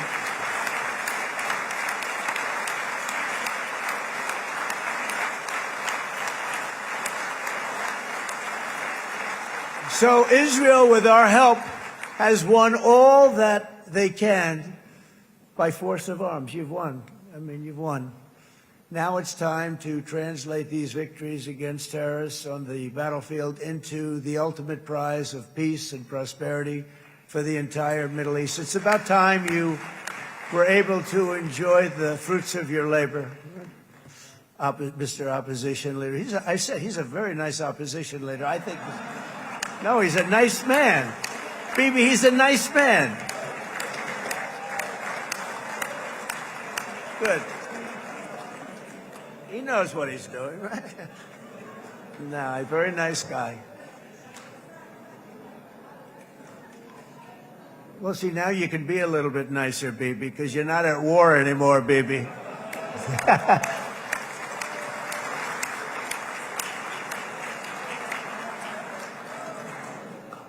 But only by embracing the opportunities of this moment can we achieve our goal of ensuring that the horrors of recent years will never happen again. You don't want to have to go through this again. 8 years ago, I came to this region on a very special first trip abroad as the President of the United States. I came here very early at your request. I addressed the leaders of the Arab and Muslim world gathered in Saudi Arabia and said that it was time to build a future free of the grip of extremism and terror. And interestingly, right now, as soon as I'm finished, I'm quite late. You've kept me quite late between opposition leaders and Bibi's brilliant but very long speech. I thought I was going to run up here, make a speech, and then head to Egypt. It didn't work out, though. And you made a pretty long one, too, sir.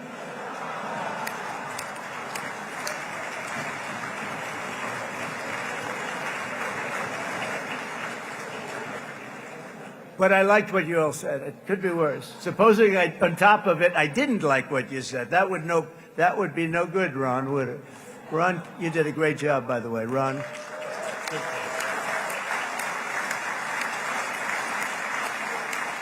Yeah.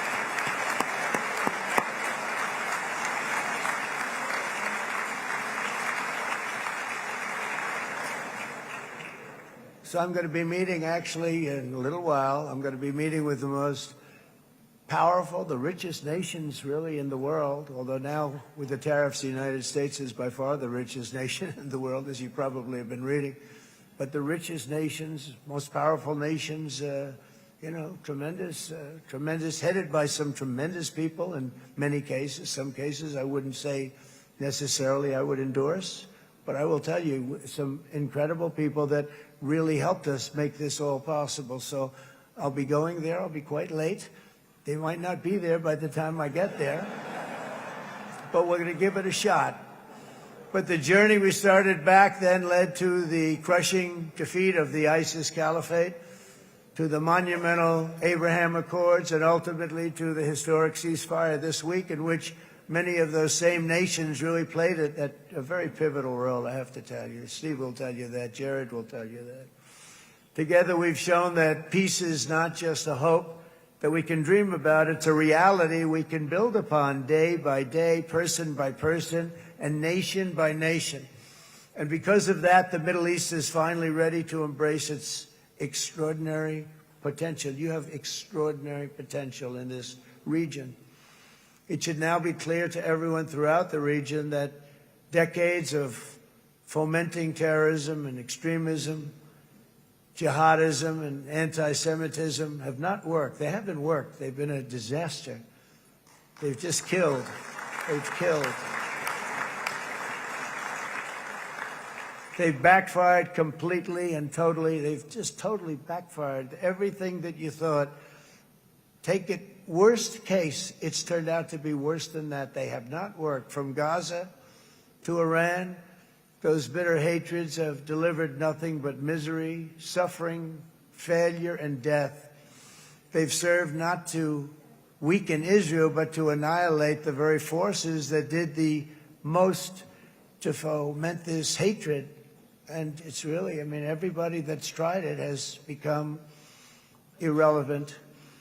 Meanwhile, we've seen those nations that set aside their differences, reached across ancient divides, and pursued engagement are now among the most successful in the region. They're getting along with Israel, and they're doing great. And I can tell you the 4 nations that joined the Abraham Accords early on, and you'd all be doing me a favor, and I'm going to be saying this in a little while to some other friends, would love you all to, is this right, Jared? Join up in the Abraham Accords. We have to join up and get together. You can have that whole thing filled out. We had a very weak administration, worst president in the history of our country by far. And Barack Obama was not far behind, by the way.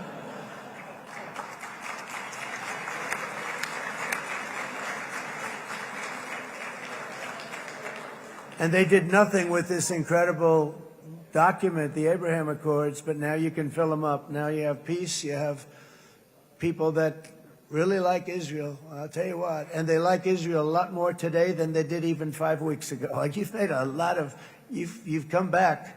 You've come back strong because it was getting to be a little nasty out there in the world, and ultimately the world wins. You can't beat the world. Or I would say to Bibi, it's now time, and he understood it better than anybody, because ultimately, you know, the world's a very big place. And I've said a lot. I said, this piece of land is very small. It's unbelievable what you've done with that tiny, you look at a map even of just not the world, the Middle East, and you have this little dot. And think of what you've done. It's incredible. It's incredible.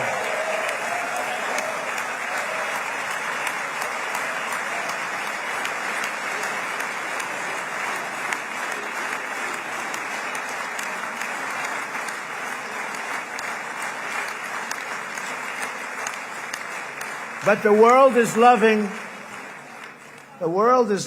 Israel again. And I said to Bibi, you know, the world is big and it's strong. And Ron, ultimately, the world wins. And we don't have to worry about that now. But there was getting to be a period of time over the last few months, you know, the world wanted peace and Israel wanted peace. Everybody did. Everybody did. And what a victory it's been, right? What a victory it's been. If you would have gone on for 3-4 more years, keep fighting, it was getting bad. It was getting heated. The timing of this is brilliant. And I said, Bibi, you're going to be remembered for this far more than if you kept this thing going, kill. It would be it would not be the same. And I just want to congratulate you for having the courage to say, that's it, we've won. And now let's enjoy our lives and let's rebuild Israel and make it stronger and bigger and better than it's ever been before. We're going to do that. Took a lot of guts. And the choice for Palestinians could not be more clear. This is their chance to turn forever from the path of terror and violence. It's been extreme, to exile the wicked forces of hate that are in their midst, and I think that's going to happen. I've met some people over the last couple of months that want to see it happen very much, and after tremendous pain and death and hardship, now is the time to concentrate on building their people up instead of trying to tear Israel down. We don't want that to happen again. And the total focus of Gazans must be on restoring the fundamentals of stability, safety, dignity, and economic development so they can finally have the better life that their children really do deserve after all these decades of horror. I intend to be a partner in this effort in the sense that we're going to help and we're going to do something that became unbelievably popular. Everybody wants to be on it. It's called the Board of Peace, okay? How about that? Is that a beautiful name? Like a board of peace.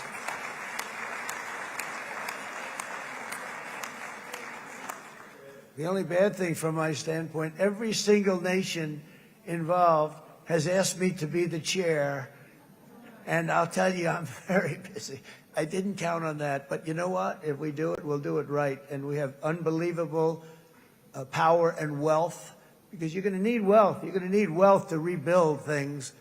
And they have wealth like few people have wealth. I want to thank the Arab and Muslim nations for their commitment that they've made to support a safe rebuilding of Gaza and beyond. I have many Arab countries, very wealthy countries, that came up and said, we'll put up tremendous amounts of money to get rebuilt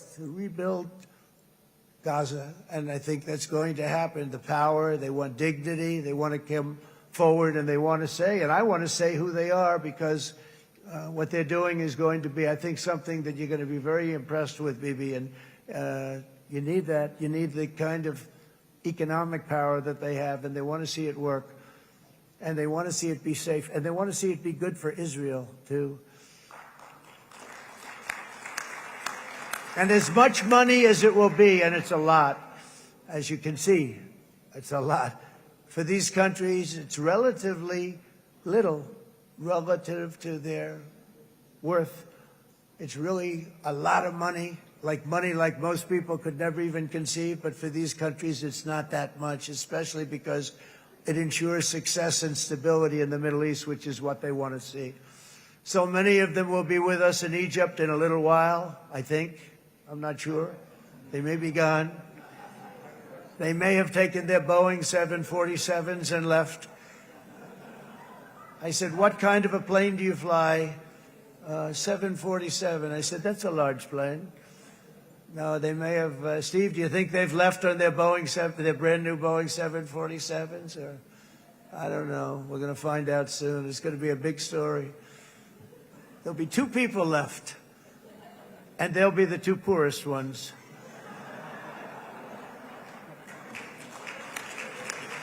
But it will be the wealthiest and most powerful group of nations. So the group that we have assembled, that's waiting for us, is the wealthiest and most powerful group ever assembled at one time. There has never been a group like this. And they're only looking for good. They want good. They're going to do good. And as those commitments are made, I'm going to let the world know who's doing it, because they really deserve to get the credit. And some of them probably won't want the credit, but they deserve it. It's more obvious than ever that the productive and responsible nations of this region should not be enemies or adversaries. You should be partners and eventually even friends, and that's what's going to happen. I know it. Together you can stand against the forces of chaos. Yeah, you go ahead. That's an important point.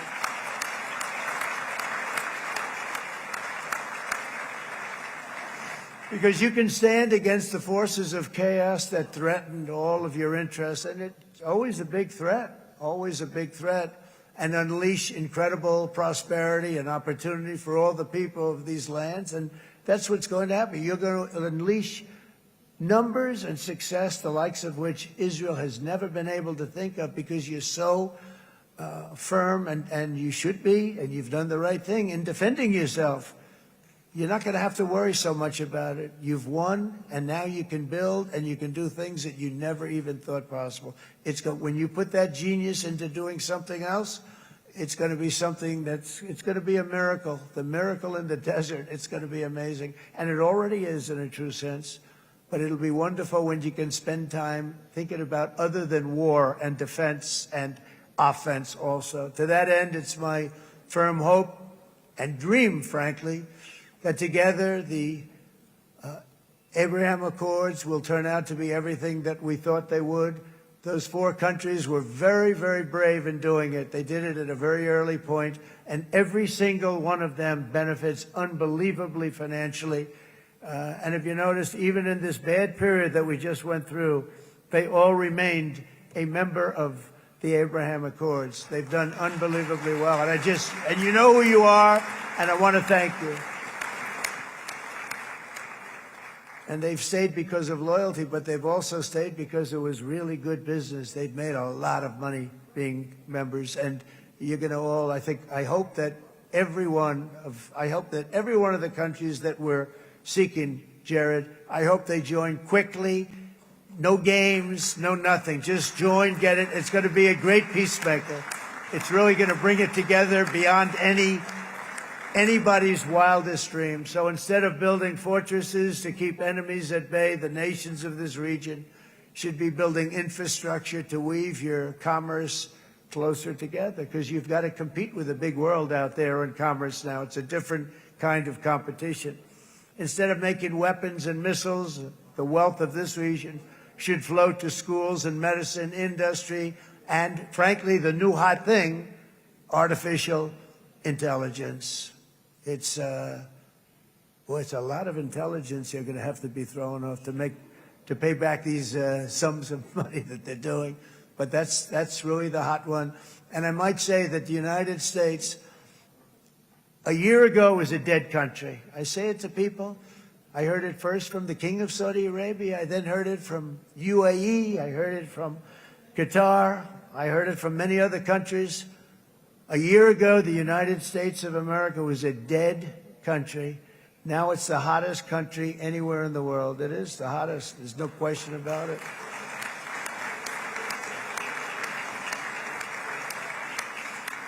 In fact, if you go back a year ago, before the election, although once we had November 5th, we became hot because people got it.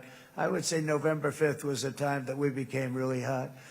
But once you go back a couple of years, if I were in charge and the country was doing what they nobody was going to ask me to speak. Nobody asked Joe Biden to come up and speak, I guarantee you that. And if they did, he would have turned them down, I promise you. He didn't speak. He didn't speak, and he didn't speak well. But all of the countries in the Middle East, it could have, what we're doing now, it could have happened a long time ago, but it was strangled and set back almost irretrievably by the administrations of Barack Obama and then Joe Biden. There was a hatred toward Israel. There was an absolute hatred. The setbacks really started when President Obama signed the Iran nuclear deal. This was a disaster for Israel, and it was a disaster for everyone. And I remember that Bibi Netanyahu came to the United States and worked so hard to try and get Obama not to do that deal.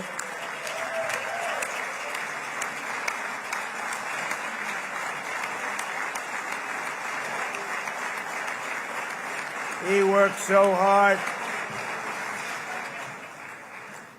But it was like talking to a wall. I remember him telling me it was like talking to a wall. They wanted to go with Iran. They chose Iran, frankly, over a lot of other good nations, but specifically Israel.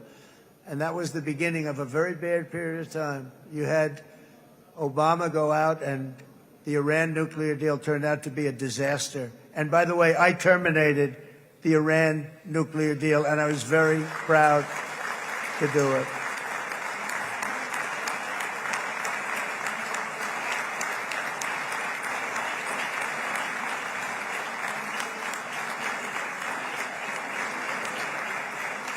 Yet even to Iran, whose regime has inflicted so much death on the Middle East, the hand of friendship and cooperation is open. I'm telling you, they want to make a deal.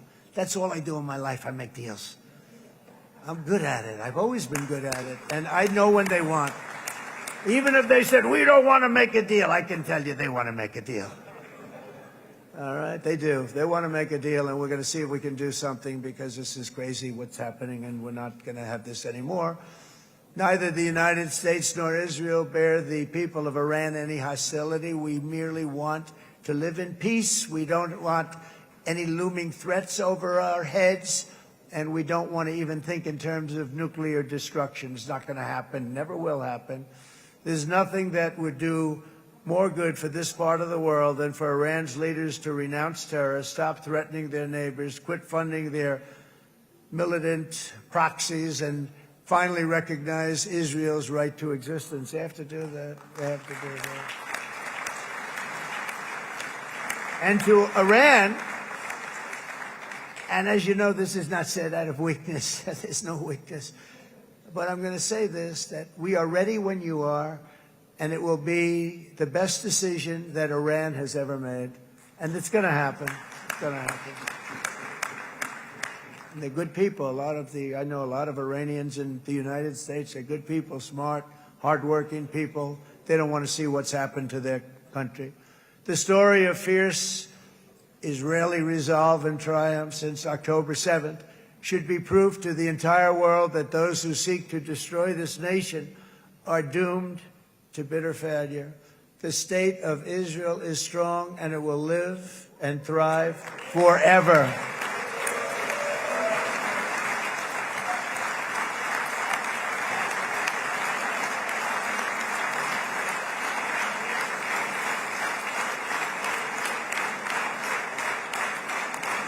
And that is why Israel will always remain a vital ally of the United States of America.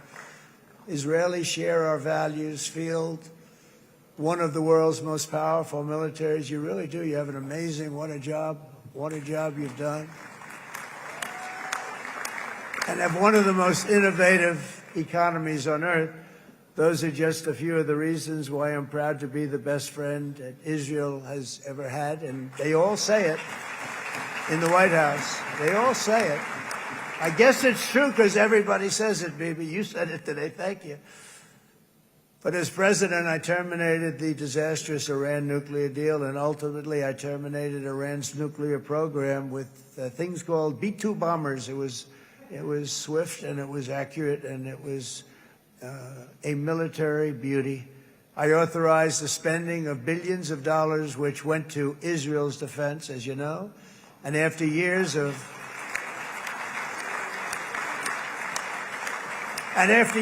broken promises from many other American presidents, you know that, they kept promising. I never understood it until I got there. There was a lot of pressure put on these presidents. It was put on me too, but I didn't yield to the pressure. But every president for decades said, we're going to do it. The difference is I kept my promise and officially recognized the capital of Israel and moved the American embassy to Jerusalem.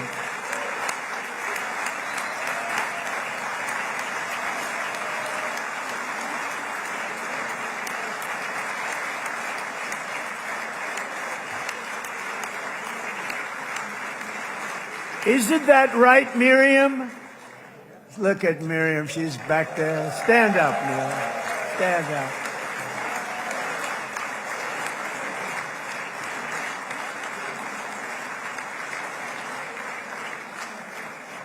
Miriam and Sheldon would come into the office. They'd call me. He'd call me. I think they had more trips to the White House than anybody else I could think of. Look at her sitting there so innocently.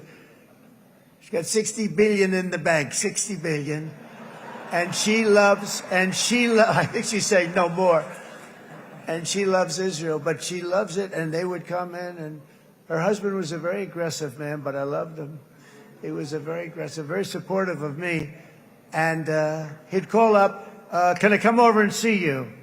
I say, Sheldon, I'm the president of the United States. It doesn't work that way. He'd come in, we would do. But they were very responsible for so much, including getting me thinking about Golan Heights, which is probably one of the greatest things to ever happen to Israel.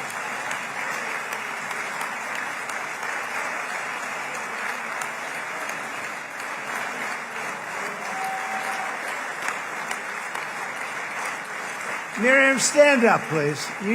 She really is. I mean, she loves this country.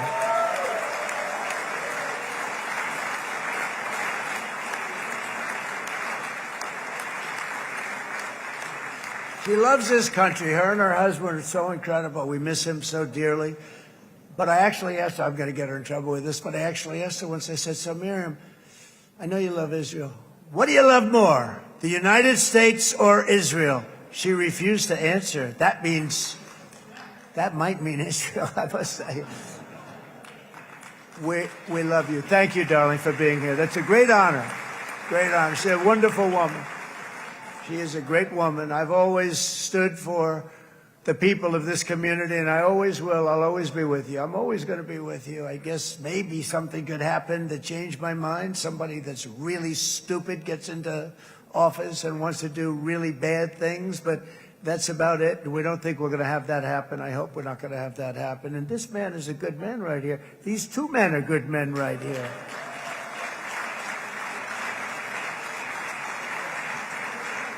Hey, I have an idea. Mr. President, why don't you give him a pardon? Give him a pardon. Come on.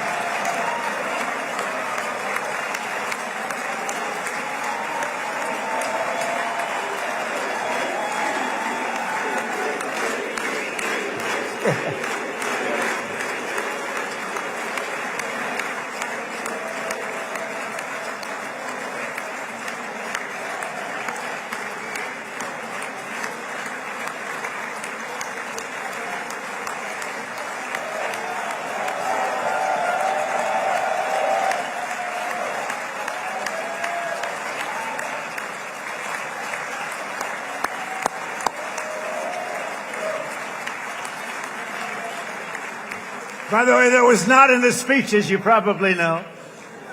But I happen to like this gentleman right over here, and it just seems to make so much sense. You know, whether we like it or not, this has been one of the greatest wartime presidents. This has been one of the greatest wartime presidents. And Cigars and champagne, who the hell cares about that?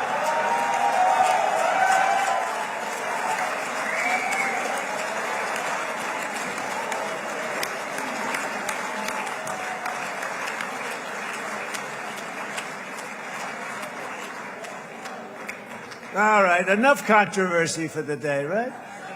Actually, I don't think it's very controversial. So, I see so popular. You are a very popular man. You know why? Because you know how to win.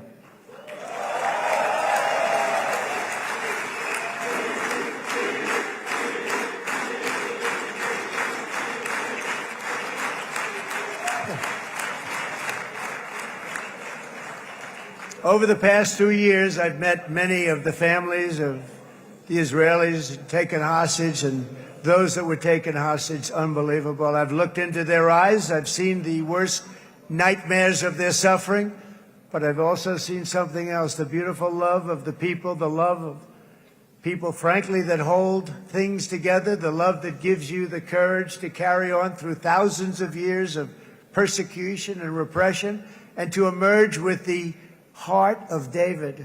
It's the heart of David.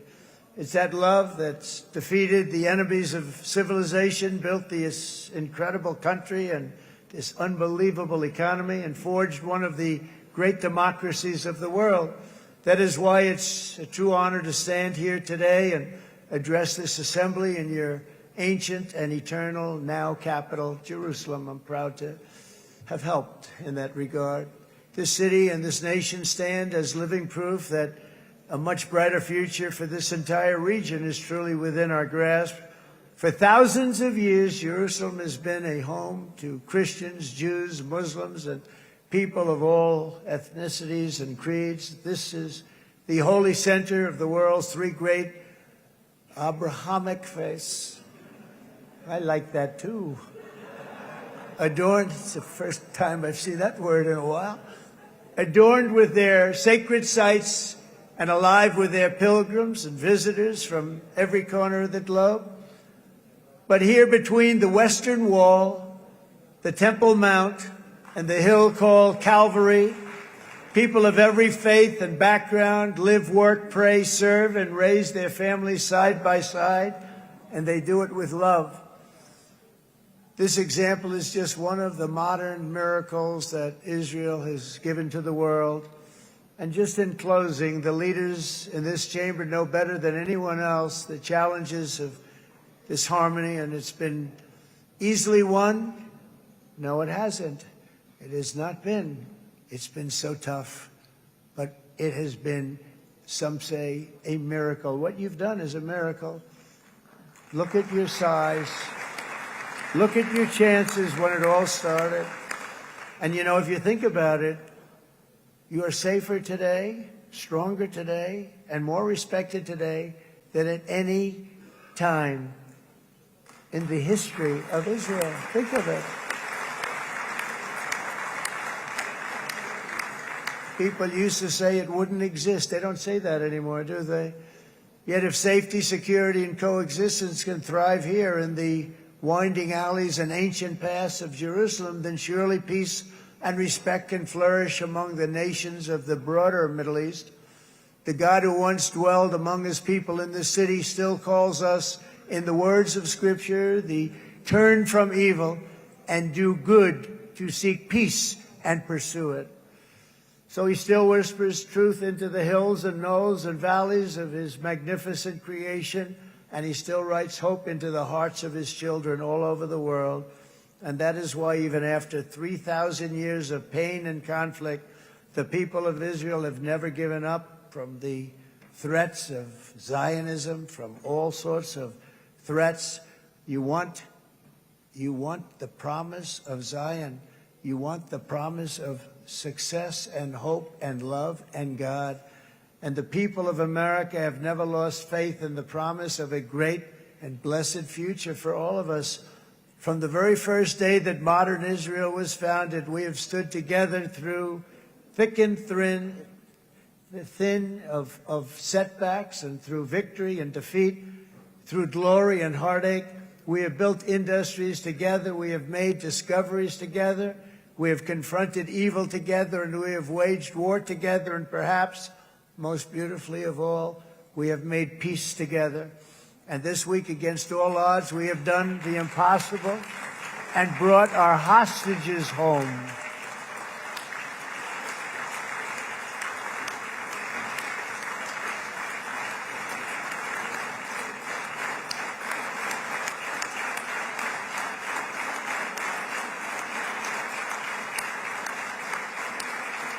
So now we're going to forge a future that is worthy of our heritage. We're going to build a legacy that all the people of this region can be proud of.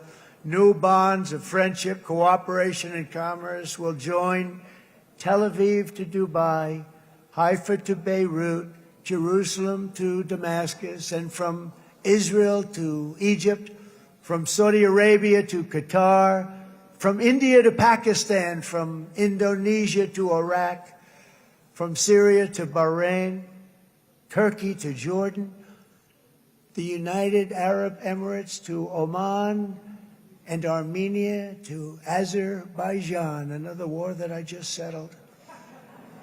We are going to have hope, harmony, opportunity, and happiness here in the spiritual and geographic center of the entire world. That's what you are.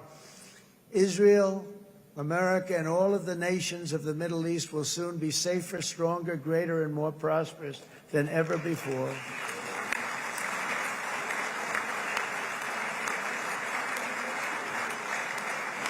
And I want to thank you all once again for this exceptional honor. This has been truly an honor. It's seldom that a president is invited to do this. And I love Israel. I'm with you all the way. You will be bigger, better, stronger, and more loving than ever before. Thank you very much. God bless you. God bless the United States of America. And God bless the Middle East. Thank you, everybody. Good luck. Thank you very much. Thank you.